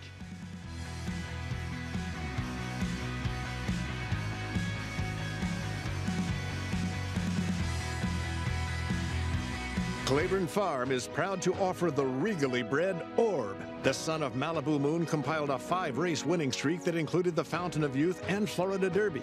In the Kentucky Derby, he defeated rivals Will Take Charge, Oxbow, Golden Sense, and Palace Malice. Now the millionaire racehorse is garnering big checks for breeders. In the auction ring, Orb is the #1 sire of his crop, with first yearlings selling up to $450,000. Now is the time to book your mare to Orb at Claiborne Farm. Change the way you watch racing forever with the new NYRA Now app. Live racing in English or Spanish. From a variety of camera angles, race replays, talking horses, race analysis, and a multitude of on-demand content, all in high definition. NYRA Now is available on many platforms, including iOS, Android, Roku, Apple TV, Amazon Fire, and more coming soon. Download NYRA Now today, free in the App Store, and start watching the best racing like never before.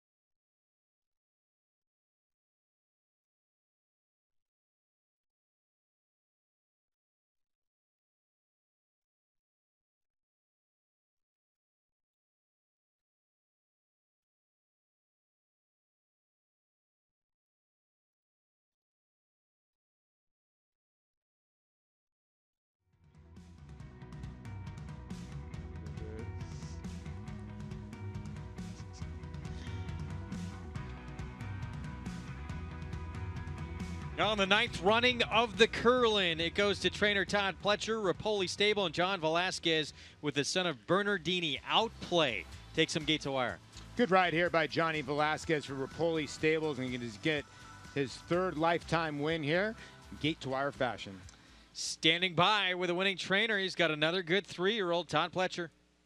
He has a lot of good 3-year-olds, Greg, but Outplay, the newest one, at least as of today in the Kurland. And Todd, going in, you look to have the main speed. Were you confident in him getting the mile and 1/8 around 2 turns?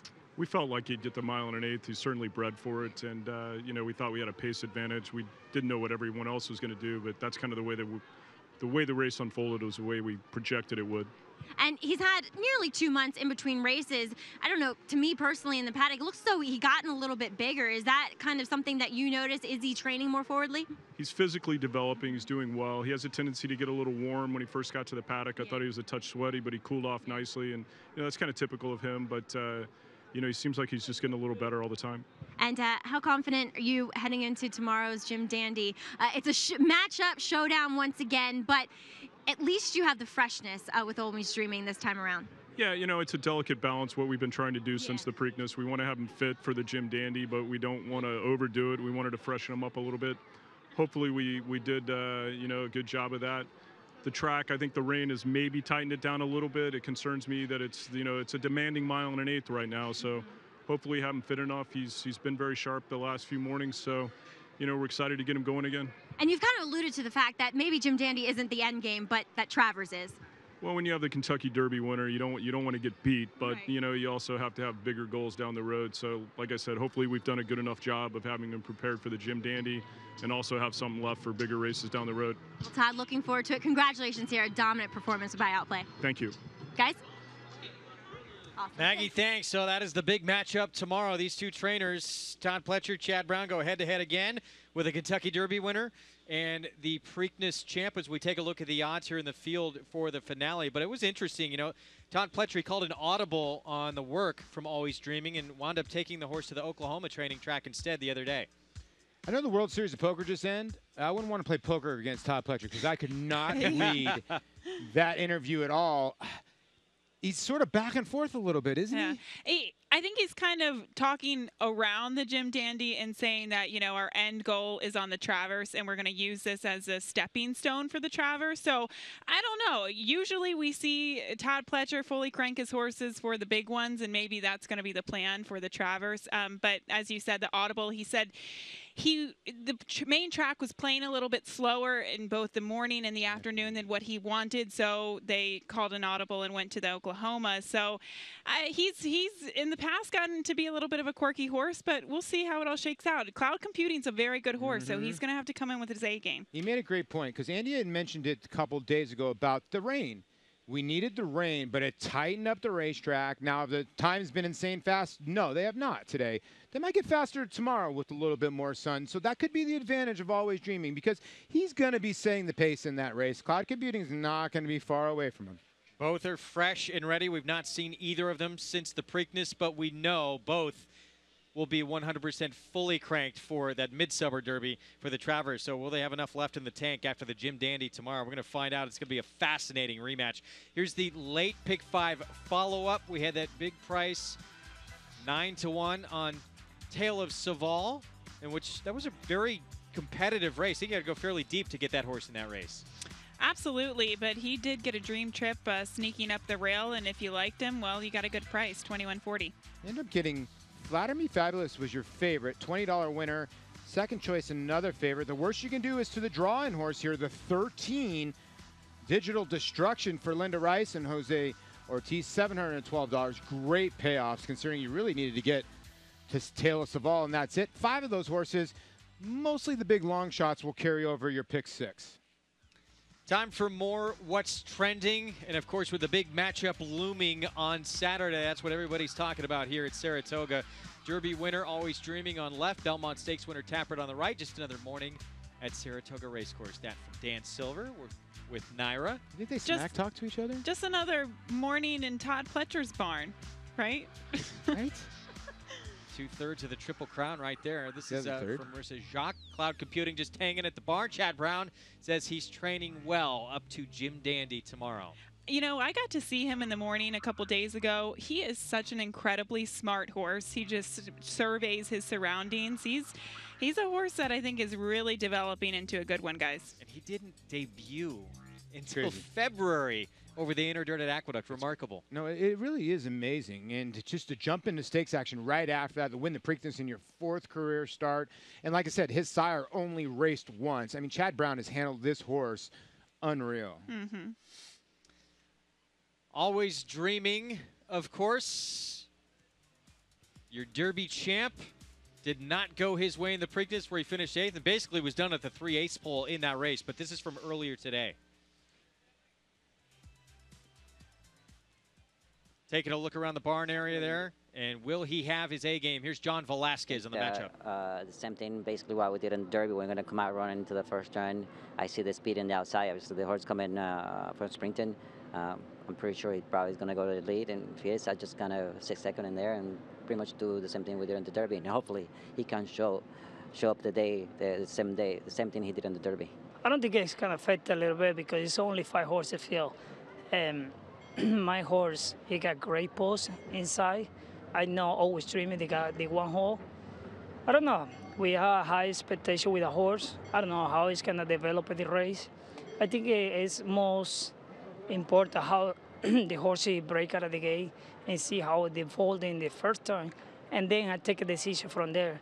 And the good thing about Cloud Computer is a fully positioned horse. He can push you in good spot in the race. And we take it from there and see how he go, the horse. He doing really well. He's sharp. He worked 59 the other day. I think I'm very confident with the horse, the way he's going to perform tomorrow. They will break right next door to each other. The Kentucky Derby winner as post 1, Cloud Computing, the Preakness champ.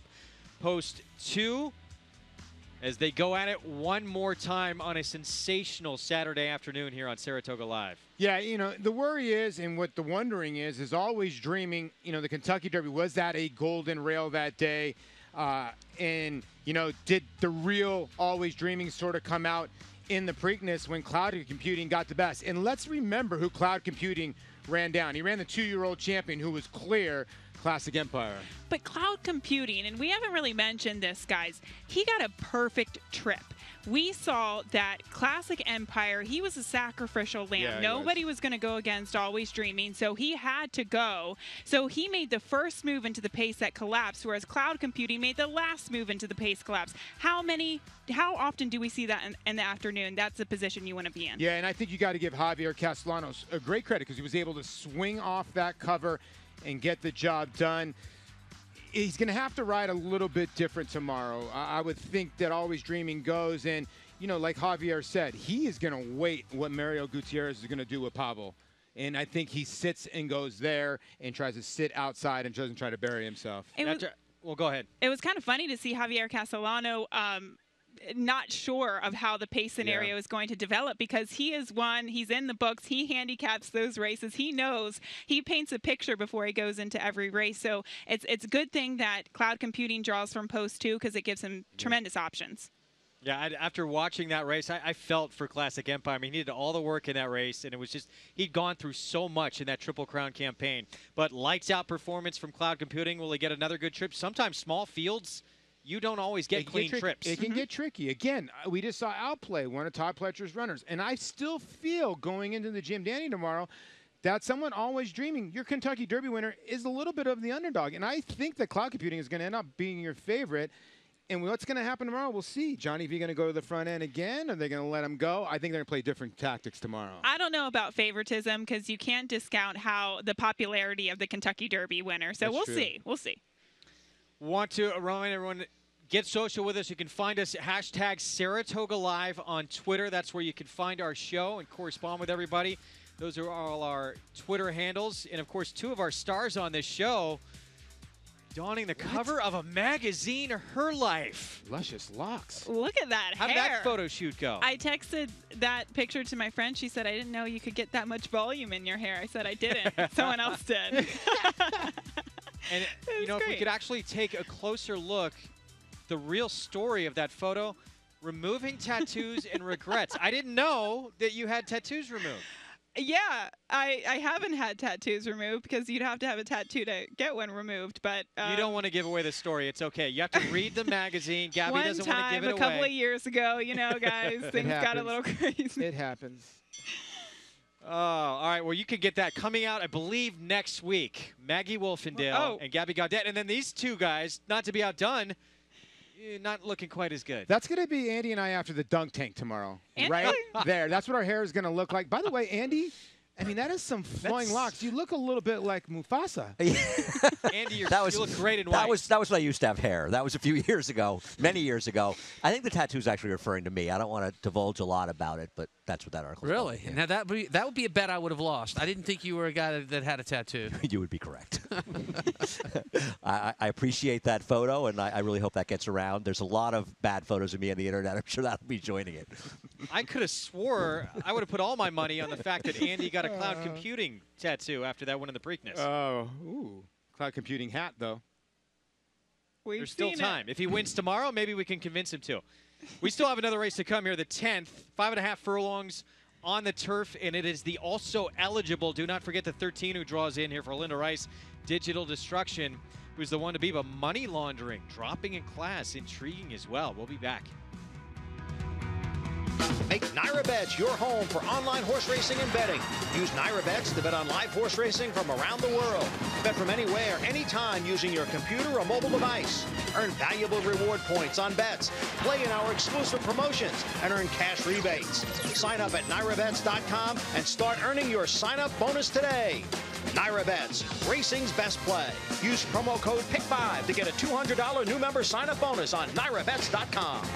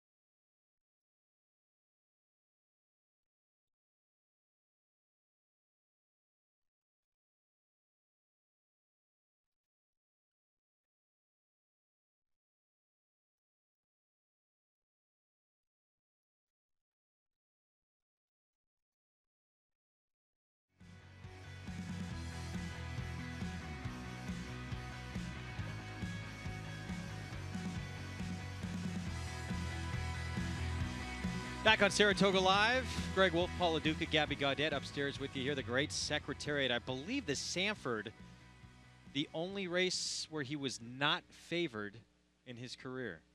Probably the only race you'd probably wanted to bet him. Right? Yeah. Prices got a little bit shorter after that, race by race. Triple Crown winner. It's a great plaque, 1973. Let's head downstairs to Maggie, standing by with a guest. Yeah, standing by with a guest on my hip, that's for sure, here with baby Grace. She's helping me make some selections, and right now she's saying forget about Daddy's horse, but we'll take a look at Linda Rice's duo in here. Her first-time starter is Toast to Ghost, and looking at him, while Linda isn't necessarily known with her first-time starters on any surface, especially here sprinting on the turf, I don't mind this horse at all. He certainly looks well meant for what he is about to do. He looks like a sprinter. He does have a turf hoof to him, but as always, maybe he'll need a race here overall as far as fitness is concerned, but otherwise well meant in the sense that he's where he belongs for his debut. Now, on the other hand, number 13 is Digital Destruction, who is a second-time starter for the barn, and he was very quick out of the gates first time out, and I liked him that day, but he could have looked a little more tucked up, and today he certainly does. I think Digital Destruction getting in off the AEs is certainly extremely well meant. And then another second-time starter, that's number 7 at Wits End for trainer James Bond. He takes the blinkers off in the second start, so I would think they're trying to get this horse to maybe relax a little bit. He is very relaxed here in the paddock, but physically looks tremendous in his second start. I really like what I'm seeing from him here today at the Spa. Andy, Tom, who do you like here in the last? Well, we're into the same ones you talked about, Maggie, and starting with the 13 in this race, Digital Destruction, who gets in off the A's. You really have to watch his last race, or last to appreciate it, Tom. This horse got left. The turf was nowhere near firm, and he still rocketed out to a 21-3 first quarter. Linda's horse is off a knee their first start. If he improves off that and they can harness his speed at all, good luck to them beating this horse. Yeah, I agree with that. And this is a race I've been waiting for all day. Look, there's a significant scratch in here, and that is the scratch of the 6 horse, Shades of Brown. When you look at this full field, you'll rarely find a sprint on the turf with less speed than this field has in it. Digital Destruction is going to make the lead and make the lead easy on this group, and I think has a huge chance to go wire to wire. That's why she is our favorite, why he is our favorite, and why he's being bet down to 2-1. Yeah, he's one of these horses that ran 9th in his debut, but actually ran extremely well. Now, you could argue the 7 at Wits End actually ran fairly well in his debut also. He was trying to go 7 that day. He attended a quick pace at 7, a pace that kind of fell apart, and I don't think he ran that badly. The cut back to 5.5 can be tricky, but if it works, he's a player. And 7/8 is a very difficult distance to debut at for a racehorse. It's it's hard to get one ready for that. So at Wits End, a horse that's going with blinkers off today, and I think they're trying to take some speed away from him when they do that. It has a big chance. Yeah. What about the 9, the other Linda Rice horse? Is this just getting bet just sort of because it's Linda and it's Irad Ortiz, and maybe it's early money that kind of blows out because there's not a ton of pedigree on this horse, and this is not Linda Rice's strong suit. She usually runs better second time. Don't get this at all. We're talking about the 9, Toast to Ghost. Look, she one other sibling is running the grass to no avail. The mare ran twice on the grass. She was never even a winner in her career and ran poorly on the grass, albeit it was 2 turns. But I don't see anything there, work pattern or otherwise, that makes Toast to Ghost a 5-1 choice, now 6-1 on the board. Somebody must know something we don't know. Yeah, maybe it's just a little bit of Irad money and not many other places to go. Not sure what you guys are thinking upstairs, but that's what I think. Well, there's a look at the first timer. So, yeah, 6-1 from an 8-1 morning line, but you would certainly think it's the other Linda Rice horse, and that's where the public has put all their 8-5 money here, who's really the race could be dictated by that horse here on the outside. Yeah, it can be. I mean, like the guys downstairs saying, fast, fast, fast, and drew the rail. You never know at the rail first time out. You look at the race, right? The 13 and the 10 were both in the race, and what happened? The 10, even with the bad break from the 13, the 10 still got caught chasing. So if you like money laundering on the drop, I'm with the guys downstairs. The 13's better. The price is better on the 10, but 8-5 is... The public's got it right here. Yeah, Digital Destruction was very, very fast. As Andy alluded to, he didn't get off to a great start. Money laundering, though, guys, if you go back and watch his last replay, he has a lot of gate speed. He's very fast. So if anybody can go with him, I think maybe he can. Well, on the drop, right, when usually on the drop they get a little faster.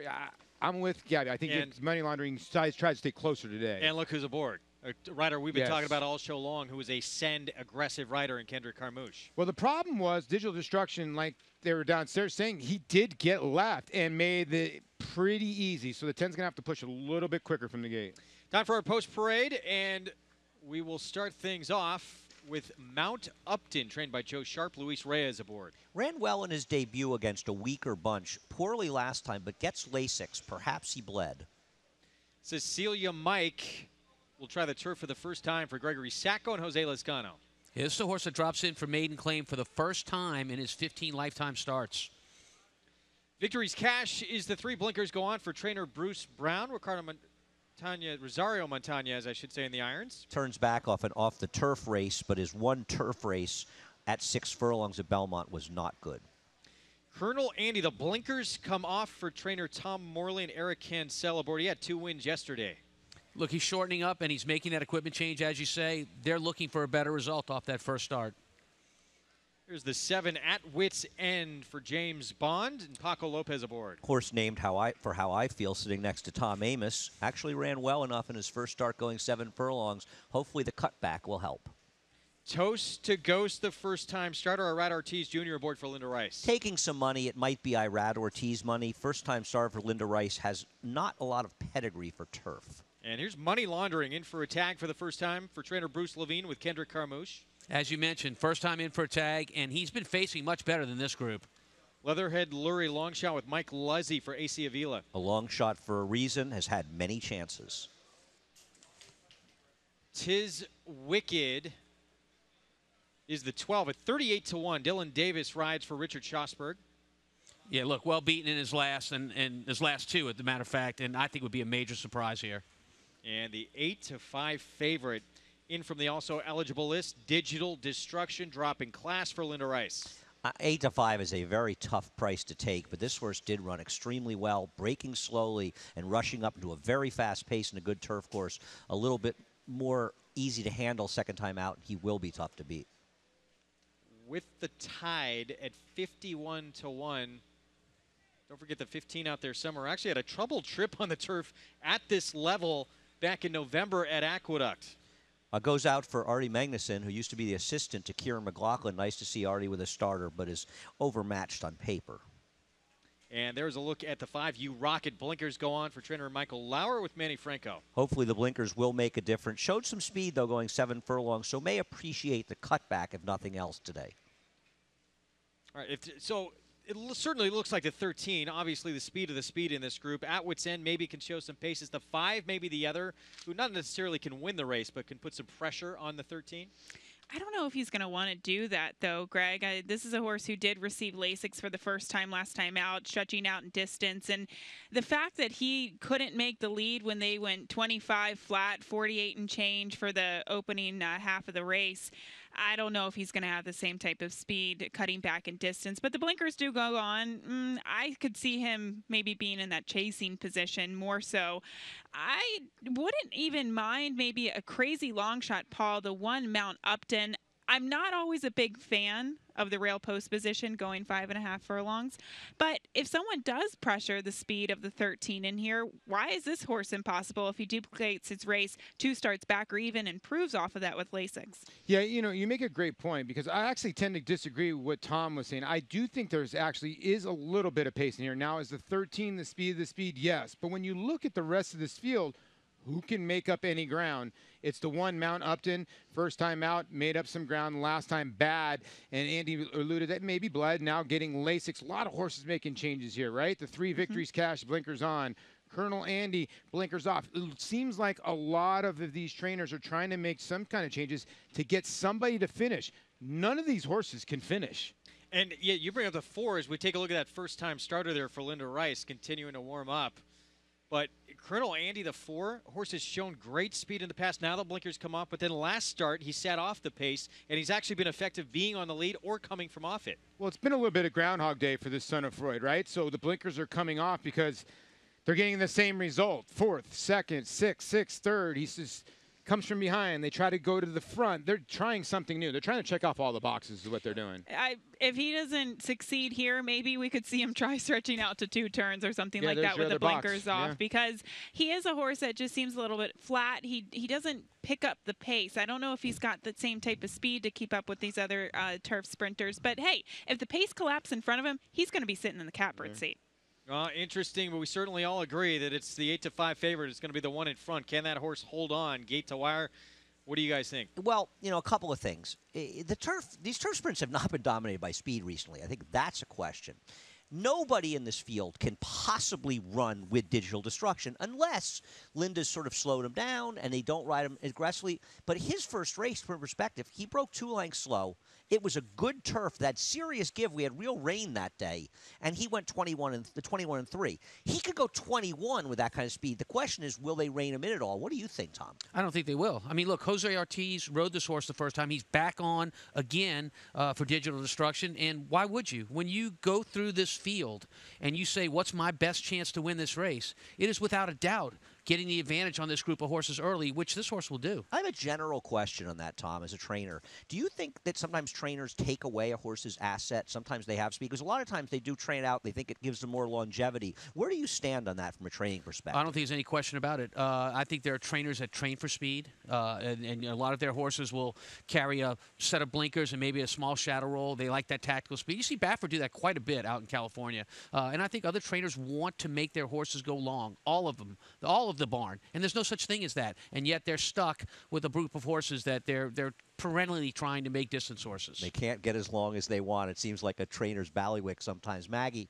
I don't know, Maggie, are you babysitting now or are you reporting? Or both? And a Andy, fan. Number one job is being a mom. So I'm double duty, double fisting here for the last race. I don't have Grace with me at the moment. I think Liza, our very capable assistant here, has got the Grace duty at the moment. But just really quick, you were talking about trainers who sometimes take the best asset away from horses, which might be their speed. I don't think Linda Rice does that. I think she is a trainer who does capitalize on her horse's speed. I quickly want to touch on her first-time starter, Toast to Ghost, here once again. While he was a perfect gentleman in the paddock, certainly has not been the case out on the track. He's been rearing up. He's just been very, very green. And furthermore, I noticed this in the paddock, and I didn't mention it, but he is wearing one of those very severe slider cage bits. So that's saying to me that this horse does have the propensity to either get in, get out, be a little rank. So let's watch how he runs this race. Quickly, let's check in with number 2, Cecilia Mike. I feel like this is a total give up with a horse that doesn't really look all that turf inclined to me as he drops in for the 40 for the first time. And also looking at my husband Tom's horse, Colonel Andy, the blinker's coming off, because if you look to the first start he had for Tom where he actually missed the break and he came from off it, I'm wondering if Tom is trying to get that kind of race out of Colonel Andy here where he does come from off the pace. But we'll see. It's a guessing game here, but I think we all pretty much like number 13, Digital Destruction. That is a lot of weight on the also eligible runner in here. Although Gabby going with the 7, who I tend to be in agreement with you. I thought the 7 looked great as well. Yeah, I think this horse is a fantastic price. I like the fact that he has a good primer underneath of him at 7/8. Blinkers come off to help relax him. And Jimmy Bond has great numbers with maiden turf sprinters. So pretty big ROI, 19% over $5 ROI. This horse looks fantastic warming up on the track. So why not? I'm against the majority here. You can't argue the way he looks. Man, his ears are ready and he's paying attention. 9-5 favoritism. The also eligible for Linda Rice, Digital Destruction, son of Mission Impossible, throughout has been a heavy, heavy favorite here in the wagering. It is the nightcap here on this Friday afternoon from Saratoga, presented by Claiborne Farm. Let's send it upstairs to the voice of New York Racing for the call, Larry Colmus. And here's With the Tide coming up to complete the line here. Takes the outside stall, goes in. They're all in line.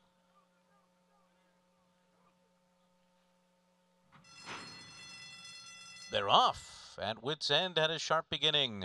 Right alongside is Toast to Ghost, who now grabs the lead along with You Rocket, and You Rocket now takes over. Toast to Ghost at Wits End, money laundering all right there, and to their outside is Digital Destruction. Break of 3 to Colonel Andy, and then comes Tis Wicked, followed by Mount Upton to the inside.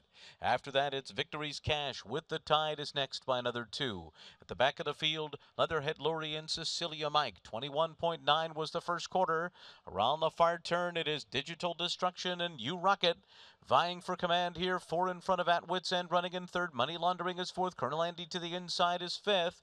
Coast to Coast comes 4 wide in 6th. Then on the extreme outside, it's Tiz Wicked. They're into the stretch. And it is Digital Destruction coming by the 8th pole in front. Colonel Andy closing the gap on the inside as they come to the final 16th. At Wits End is 3rd. Here's Colonel Andy trying to run down Digital Destruction, who's keeping this lead close to home.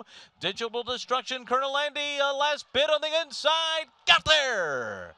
Colonel Andy ran down Digital Destruction, and then it was At Wits End and Tiz Wicked in 103.44. Colonel Andy looked like he got past mid-stretch and then battles back and gets the win at 5-1.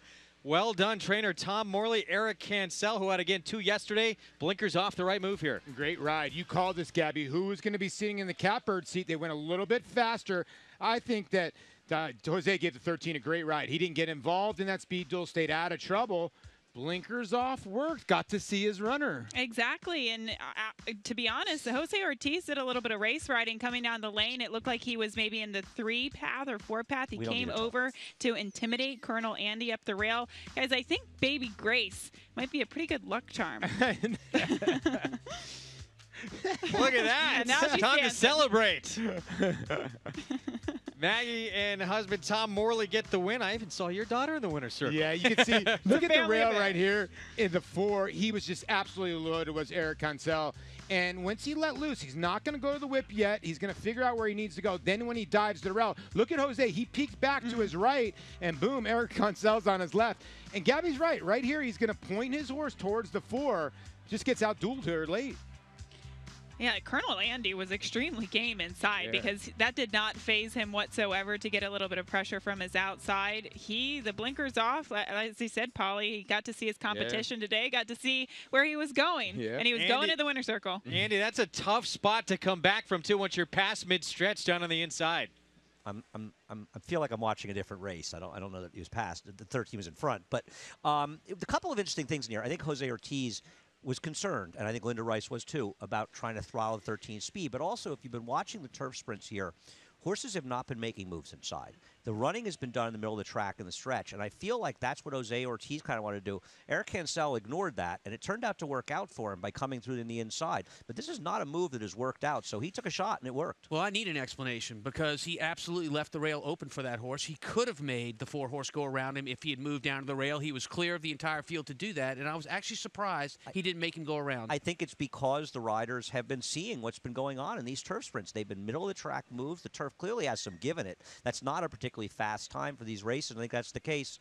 But Colonel Andy gets it done in his 10th start. A horse who's had his chances, but he did it today. 10th career start, blinkers come off, and Colonel Andy from off the pace, up the fence, gets the win. Very happy, Maggie Wolfendale. We'll be back. This Saturday, Kentucky Derby winner Always Dreaming returns to the racetrack. They're coming to the line, and the dream comes true. Always Dreaming has won the Kentucky Derby. Ready to face the horse that ended his Triple Crown bid. They come to the finish together, noses apart, Cloud Computing. Preakness winner Cloud Computing and Always Dreaming face off in the Jim Dandy Stakes. Catch all the action Saturday on Saratoga Live.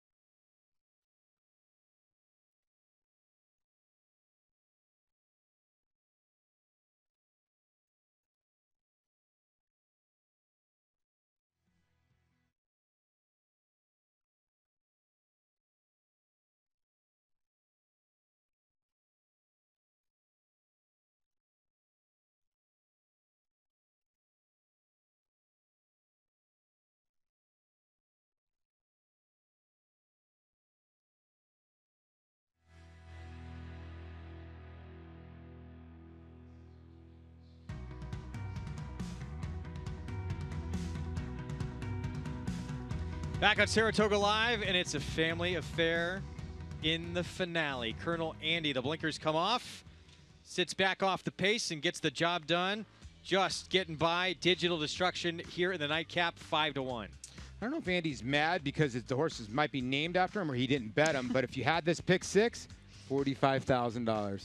Absolutely. That's not bad. There's a sequence there, races 6 through 10. There you go. Tail Savoll, the highest price winner of the sequence. $1,821. I can't wait to hear this interview. Let's go to Maggie. Well, first of all, I'd like to talk to the real boss here, Grace. How'd you get Andy ready? Eating microphones is how she gets him ready. No, but Tom, congratulations here. Who would have thought that you'd get your first winner of 2017 with a horse named Colonel Andy? It was nice to get off the mark for the meet, and I hope Andy was watching that and was appreciative of the whole thing. You know, it's always tough to come up here. It's nice to get off the mark early in the meet. You know, it's, as I said, every year, when you get the first one out of the way with, you can take a bit of a deep breath and start planning the rest of the meet. And the decision to take the blinkers off, what led you to that? I just felt we needed to make a change. You know, the horse kept running the same sort of race. If he breaks well, he makes the lead, he runs hard. I just wanted to change something up. And Eric gave him a super ride today. He came into the paddock. He said, if I'm not on the front end, I'm going to save all the ground. This horse seems to come into the lane and naturally go down towards the rail. And thank God Jose was off the rail and the rail was there for him. And he stuck his head out and he battled hard all the way to the line. Well, congratulations. I guess we'll be eating pretty good tonight, or at least Grace will. I will. You're staying at home with Grace. See, that's what happens when you have a husband who's a trainer. You got to stay home with the baby. I thought I was the boss. Apparently not, guys. Congrats to Tom Morley. Never easy, as he said it. Getting a win here, it is so difficult. All these fields, top to bottom, every single day are so tough. And now the pressure's off. Yeah, you just got to take a deep breath. Good stuff there from Maggie and Tom there. Really good stuff. Nightcap goes to Colonel Andy. Fans still having fun here on this Friday afternoon, and don't go anywhere. I imagine everyone's going to go into town, have a little dinner, have a drink, and then come back for what should be a sensational Saturday. We have our Derby winner going against our Preakness winner. We all can't wait for that. It's going to be an incredible day tomorrow, guys. The Jim Dandy is technically the headliner, but we've got an amazing card on tap, and we hope you join us once again on Saratoga Live. Yep, we'll be back at 5 Eastern on Fox Sports 2 and most other networks. MSG Plus can join us at 4 Eastern. In the Kurland, it was outplay for Todd Pletcher and the Rapoli stable. Enjoy. Make NyraBets your home for online horse racing and betting. Use NyraBets to bet on live horse racing from around the world. Bet from anywhere, anytime using your computer or mobile device. Earn valuable reward points on bets. Play in our exclusive promotions and earn cash rebates. Sign up at NyraBets.com and start earning your sign-up bonus today. NyraBets, racing's best play. Use promo code PICK5 to get a $200 new member sign-up bonus on NyraBets.com. Selected sales, superior results. Success starts at Saratoga, the #1 ranked yearling sale in North America. We found Belmont Stakes winner Taprit at Fasig-Tipton, Saratoga. Where will you be in August? Before Tepin conquered the world, she was a Fasig-Tipton Saratoga sales graduate. Where will you be this August? The Fasig-Tipton Saratoga sale, August 7th and 8th. Where will you be? Undefeated in sprint competition, Eclipse champion Run Happy captured 3 Grade 1 victories and set blistering speed records at both Keeneland and Saratoga. In the Breeders' Cup Sprint, he dominated the world's fastest runners, going 6 furlongs in a record-breaking 108 and change. The only horse nominated for 3 Eclipse awards, Run Happy was crowned champion male sprinter, all the while racing 100% drug-free. Champion, millionaire, record-breaker, Run Happy, standing at Claiborne Farm. And they're off. NyraBets Pick 5 is now available exclusively online at NyraBets.com. Bet the NyraBets Pick 5 every race day with a 15% takeout on the last 5 races on the card from the country's best racing at Belmont and Saratoga.